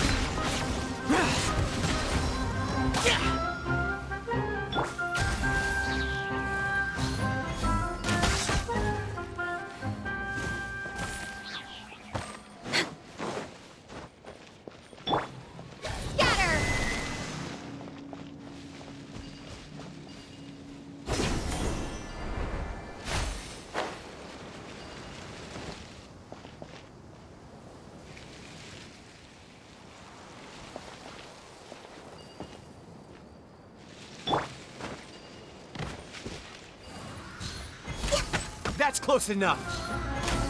I'll be back. I'll be back.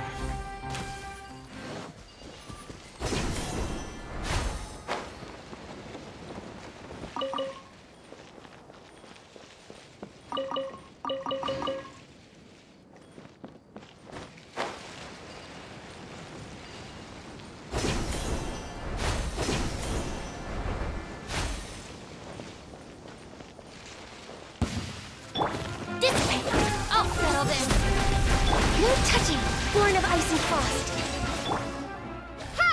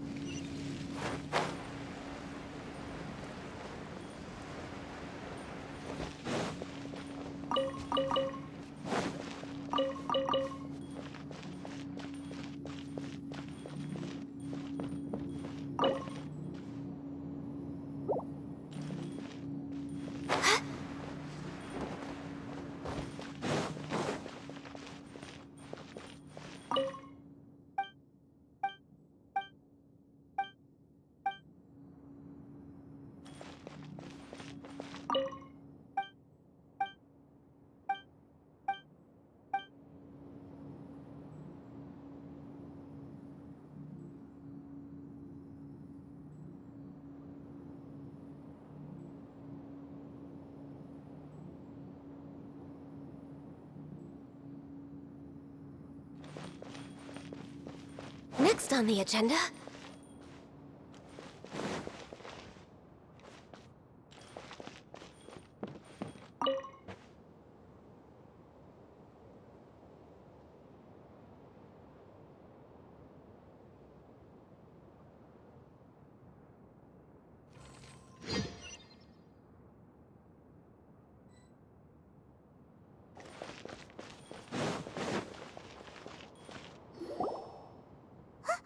Look!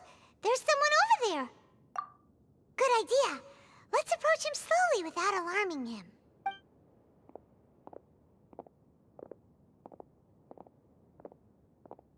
Wait.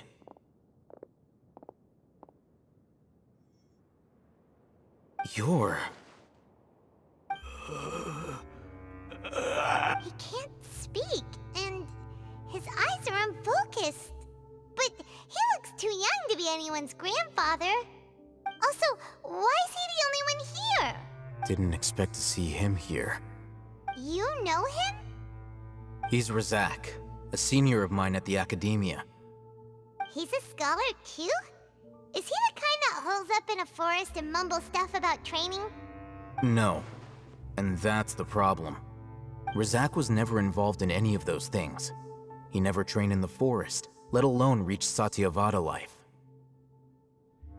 Leaving that question aside for the moment, him being here alone means that we might be too late. Looks like they've already taken everyone away. For whatever reason, they left Razak here. Perhaps they simply didn't have time to come back for him. There are drag marks on the ground. They're clearer by the doorway. Someone was forcefully drawing a cart that was loaded with something heavy. Loaded with people? That is one possibility. It looks like they were in a hurry, as if they were afraid of being caught. In their haste, they failed to notice Razak hiding in a corner. The symptoms are identical. Looks like we found living proof. Huh? Why do you say that? Allow me to jog your memory. Recall your time at Port Ormos. Don't you think his symptoms look familiar?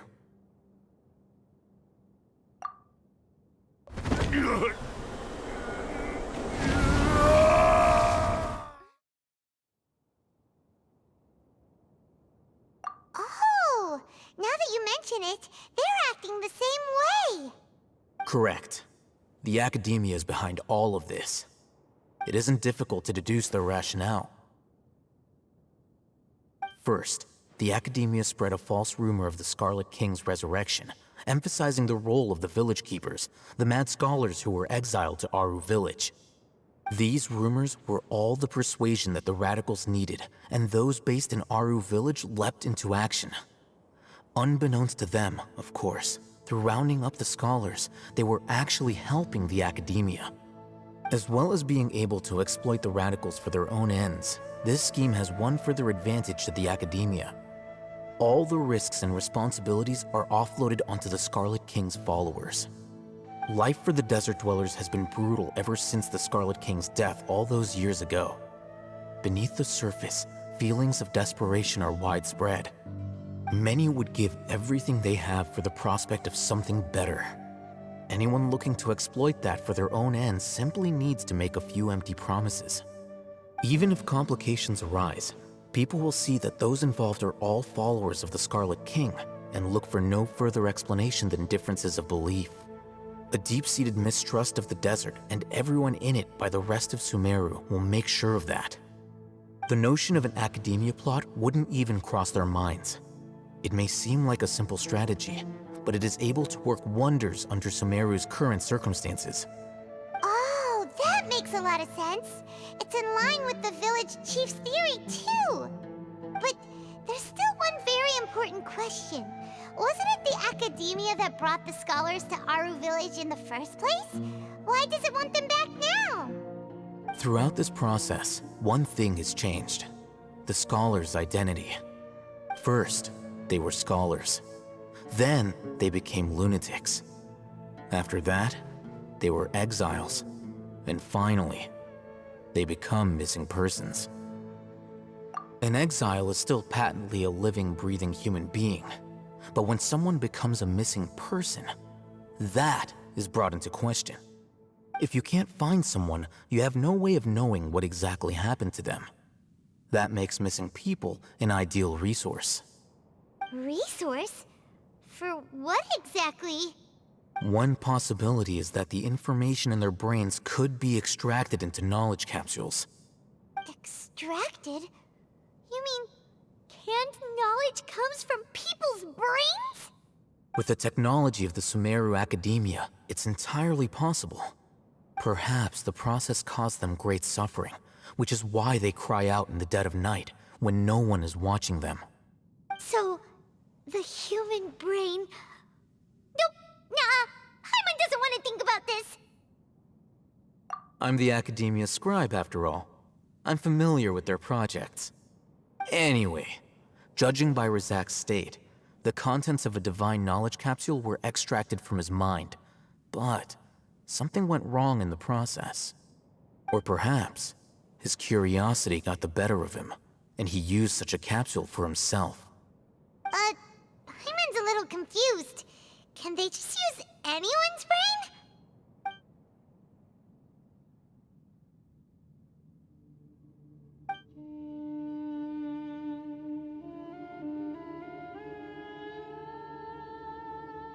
The look on your face tells me you've realized the answer. That's right. To some scholars, gaining knowledge about the gods is their entire life's pursuit. Extracting canned knowledge is just one of the extreme measures they turn to. However, I can't help but wonder, what do they seek to gain from divine knowledge? The Academia is going out of their way to look for forbidden knowledge. But what is their ultimate goal? I've spent quite some time trying to analyze the contents of the divine knowledge capsule, but to no avail. It seems like my way of thinking is too different from theirs. You mean you're not even slightly interested in getting your hands on this forbidden stuff?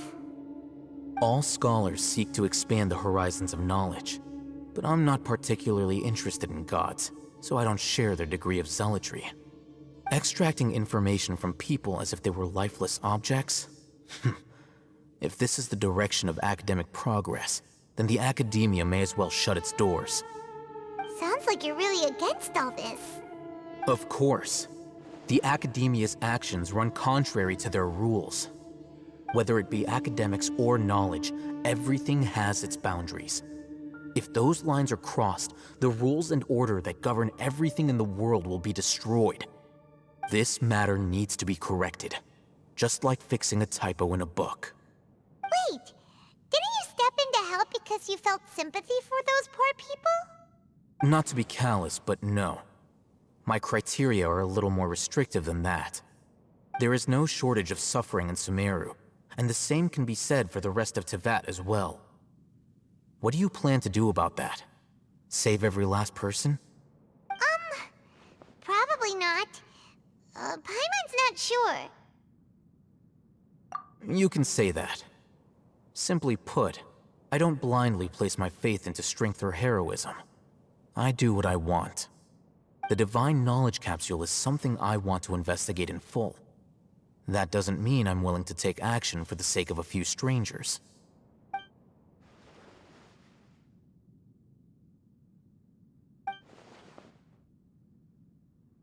Paimon's been wanting to say this for a while. There are a lot of bad guys in the Academia, but you're not one of them. You're their weirdo. Though I must say, I quite enjoy this feeling of being the... Uniqueness is also an asset, is it not? Wow, that's a great way to think about it. Paimon's really impressed. If only Miss Shani had a similar mindset, her life would definitely be a lot easier. I'm just a more likable person than her in general. There's nothing more to it than that. He won't last long if we leave him here. Let's take him with us. We'll work out our next step after we return to Aru Village.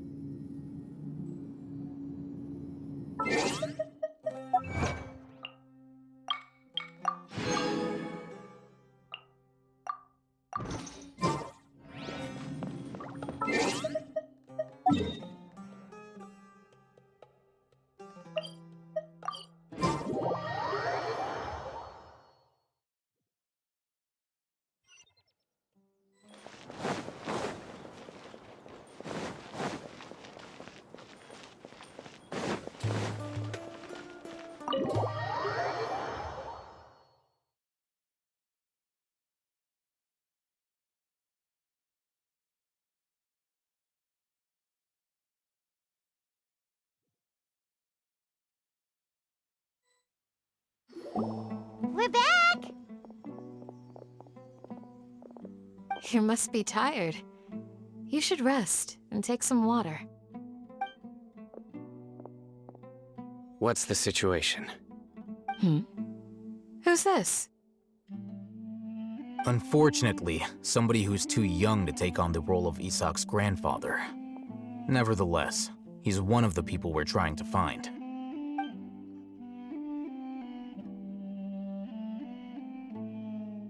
So, at one point in time, the abandoned Elazar Hospital served as the Academia's site for extracting divine cant knowledge. Yep, pretty much. Their plan must have been implemented at some point before we arrived at Aru Village, since divine cant knowledge has been in circulation for a while now. Yet, they fled once we were headed to the village, almost as if they knew we were on their trail. Why is that? What's that? We may have a mole in our midst. One of us could be secretly revealing our whereabouts to the academia. Huh? Are our friendships that shallow? Looks like none of you have realized wherein lies the issue. Sino, you're the reason why they can predict our movements. Wait, what's that supposed to mean? Choose your next words very carefully. It is simply a logical inference. I have my reasons. So what you're saying is, Sino's the mole. Interesting. And here I thought you were the most suspicious one, Al-Haytham, since you were always acting alone. I know. You have a point, but I realized something as we were returning from the hospital. Sino isn't like any of us. What are you trying to say? Do you still remember who you are, General Mahamatra? As a Matra, you are no doubt privy to certain kinds of information. Before you can take action against someone, you are required to have all the facts available, including the less than savory details. Simply put, the academia has traditionally allowed you access to a wealth of sensitive information. Knowing their modus operandi, wouldn't you expect them to take precautions against you? If you want to raise a vicious wolf, you need to make sure that you can avoid its bite. The academia is monitoring me? It's not that simple. The academia has eyes all over Sumeru, but they have a special protocol for dealing with you. Every so often comes a Nyagarbaha Day. On this day, the academia enters new information into the Akasha through knowledge capsules. I remember seeing the thick notebook next to the control panel once. Its contents were all about the General Mahamatra, his activities throughout the day, preferred methods of enacting judgment, everything. You're saying that the academia entered my information into the Akasha too? But what's the point in doing that? My actions aren't important enough to be added into the Akasha. The Akasha is capable of computation. The Akasha's algorithms are entirely capable of predicting your movements using the data entered. When you would depart, the route you would follow, your destination. It knew all of this. It predicted my every move. The academia has been watching you longer than you think.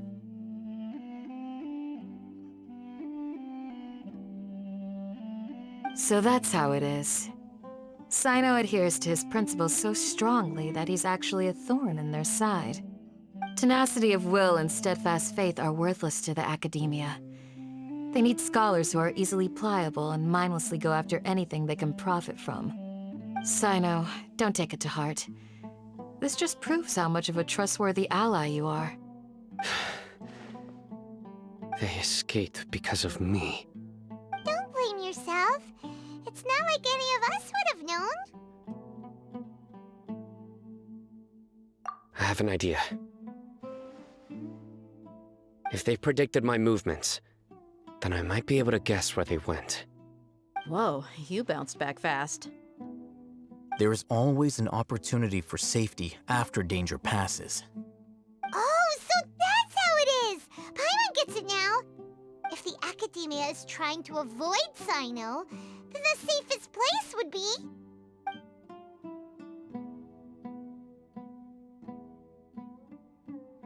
Yep, that's right! They'll want to proceed in the direction opposite of where I'm going.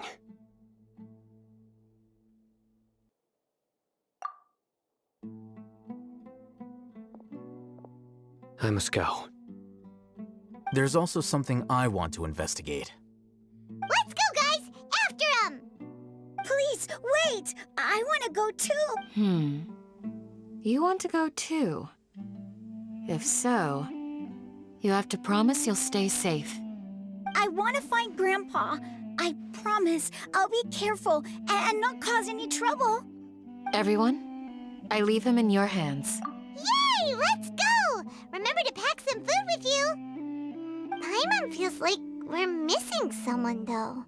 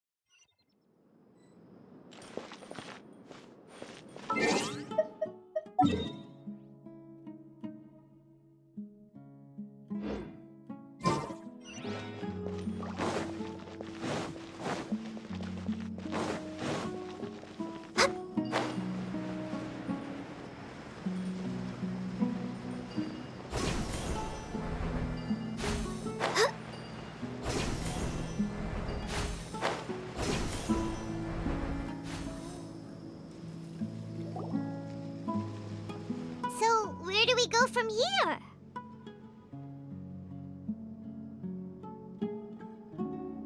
Yes. After leaving the village, we should head straight toward the desert.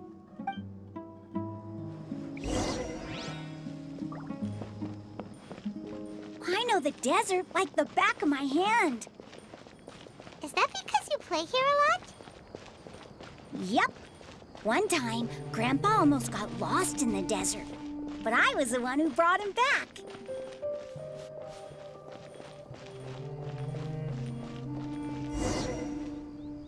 There's something here. What's this? It's buried in the sand. Looks like we'll need to roll up our sleeves and do some work. And Paimon thought running around everywhere was already enough work. Okay. So, we have to dig it out? Whatever's down there, looks like it's buried really deep.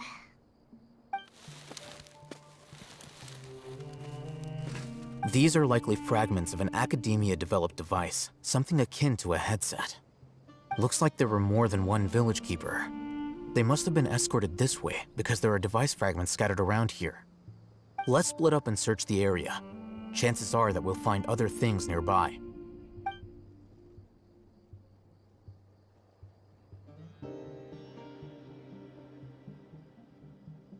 Is this what we're searching for? It looks kind of scary. This is definitely a device used to extract divine knowledge. How did it end up buried in the sand? That can't have been part of the plan. They must have been attacked along the way. Wait, what? Grandpa, I hope you're okay. Don't worry, your grandpa's gonna be fine. Razak didn't display any signs of starvation or dehydration, which means that they left fairly recently. We should be able to catch up. One more thing. Given that the device had been entirely covered by sand, I believe the attack must have happened prior to the sandstorm. Let's keep going. They can't have gone far.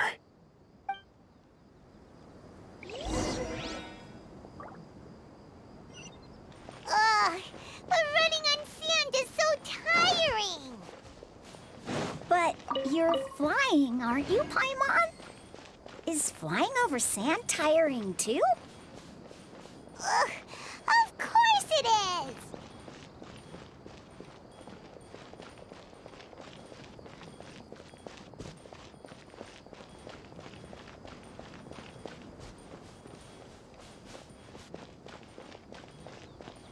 Voices, over there.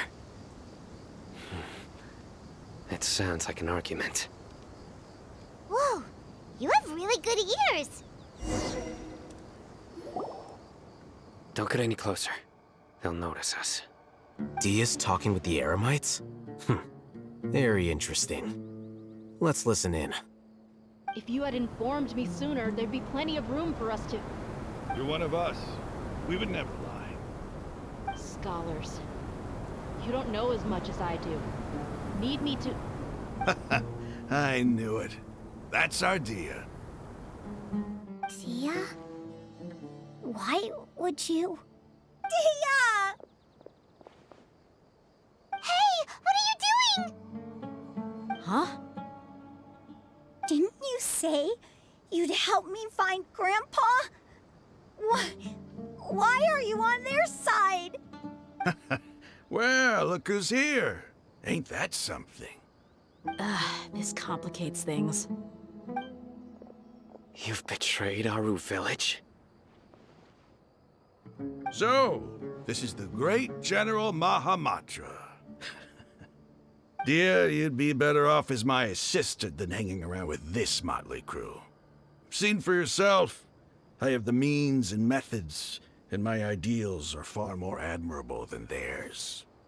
I'm not the type that's easily swayed, Raman. You of all people should know that. Wait, what's going on, Dia? Whose side are you on here? Shut it, Paimon. It doesn't matter. Whichever side you pick, nothing could deter us from the grand mission of resurrecting the Scarlet King. Once our Lord of Old returns to this land, we will have a new beginning. Face the facts, Raman. It's not gonna happen. You should understand that more than anyone. Have all your years as a merc taught you nothing about placing hopes in a ruler? I'm a desert dweller and a proud follower of the Scarlet King. Whether I live by the edge of the sword or in peaceful comfort, my soul will always carry this conviction. It's not too late yet. The village mad scholars aren't gonna bring the Scarlet King back to life. You don't understand, my dear lady. Pursuing our faith is our purpose in life. Even if the chance of success is 1 in a million, we must be willing to give everything we have. Even if it'll expose you to the academia? Even if they end up disbanding the Eremites? Your Eremites, which you've worked so hard for all these years? Yes. We've waited a long time for this day to come. The sun and the moon no longer shine here. All you see now is cracks in this desiccated land. But fate has finally dealt me a hand to play against the academia. With these scholars in our custody, we'll stomp the academia's forces and fight our way beyond the wall of Samiel. Ridiculous. Think about it. The academia controls the entirety of Semeru. Your powers are negligible in comparison. If you still don't believe me, then try asking these 2 men. They're also against the academia, but neither of them are as arrogant as you are. They look more like pawns of the academia to me. Why would I listen to anything the people of Greater Lord Rukkhadevata have to say? Filthy traitors. Your god abandoned all honor and betrayed the Scarlet King. We desert dwellers will never trust the likes of you. It's impossible to communicate with someone so hostile. Perhaps we should. Do you really believe that by kidnapping the scholars, you'll be able to negotiate with the academia? These people have no value as bargaining chips, but I could be persuaded to take their place as your next hostage. These scholars were exiled from the academia. I, on the other hand, am their current scribe, and will be a much greater asset to you. Wait, you can't be serious. So, you want to trade places with the... Precisely. Any wise person would gladly accept my offer. What are you thinking? What if they decide to kill you instead? Well, that would be bad luck for me. However, I'd get the chance to observe the scholars, perhaps even find out the truth. Think you can talk me over with that confident look of yours? I'm not trying to persuade you. I'm using this as a means of joining forces against the academia. You are the scribe. What do you have against the academia? Not all desert dwellers believe in the Scarlet King, and the same applies to the academia. Why must all knowledge seekers approve of the academia's way of doing things? You academia scum. Every last one of you is nothing but a hypocrite, just like everyone else on the other side of that wall. I've made myself clear enough. I won't listen to another word from the Dendro Archon's people. Not so fast. I'll hate them. Do you stand by everything you just said? I never make empty promises. You know you're making a dangerous decision, right? I do. Good. Raman, hear me out. These people are my friends. Maybe you can't take the followers of the Dendro Archon at their word, but what about me? Do you trust me? We've known each other for years. Of course I do. In that case, I'm willing to vouch for their honesty with my right arm. Come on, Raman, don't be a coward. If you're serious about taking on the academia, you need to steel yourself. You can't be afraid. An arm from the Flame Mane. You've piqued my interest. But what if you refuse to oblige? What should I do then? No one's a fool here, Dia. We're mercs. And mercs don't tend to live long unless they have their wits about them. You're not wrong, but this is different. I promised my friends that we'd bring back the village keepers together. Let's do it right here then. Give me your right arm as proof of your resolve. Don't listen to him! He's not even trying to negotiate! He just wants to make things more difficult! That's fine. Are you crazy? We came here to save lives. One arm for that many people is still a pretty good deal, if you ask me. Raman, I'm holding up my end of the deal here. You'd better not let me down. Sure. Go ahead and cut off her right arm. No! Dia! What are you gonna do? Think of something! You don't have to go this far. That's not for you to decide. Do it!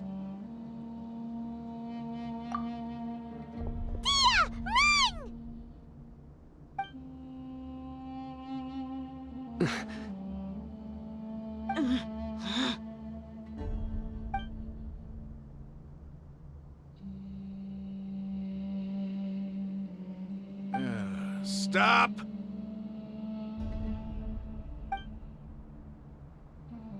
What's wrong? Can't do it? Flame Mane, you and I are both desert folk. Cutting off your arm is no different than cutting off my own fingers. Where's the sense in cutting my own kin to pieces? You've shown me that you're serious. Go on now, take your friends and leave. Meet me in the desert at noon tomorrow.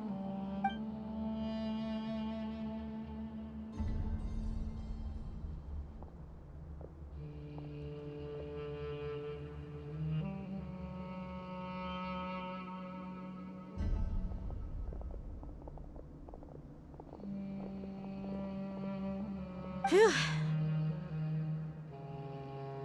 I was really counting on him not going through with it. Dia! That was crazy! Have you all lost your minds? What if he'd actually cut your arm off? Then I just have to hold my claymore with my left arm.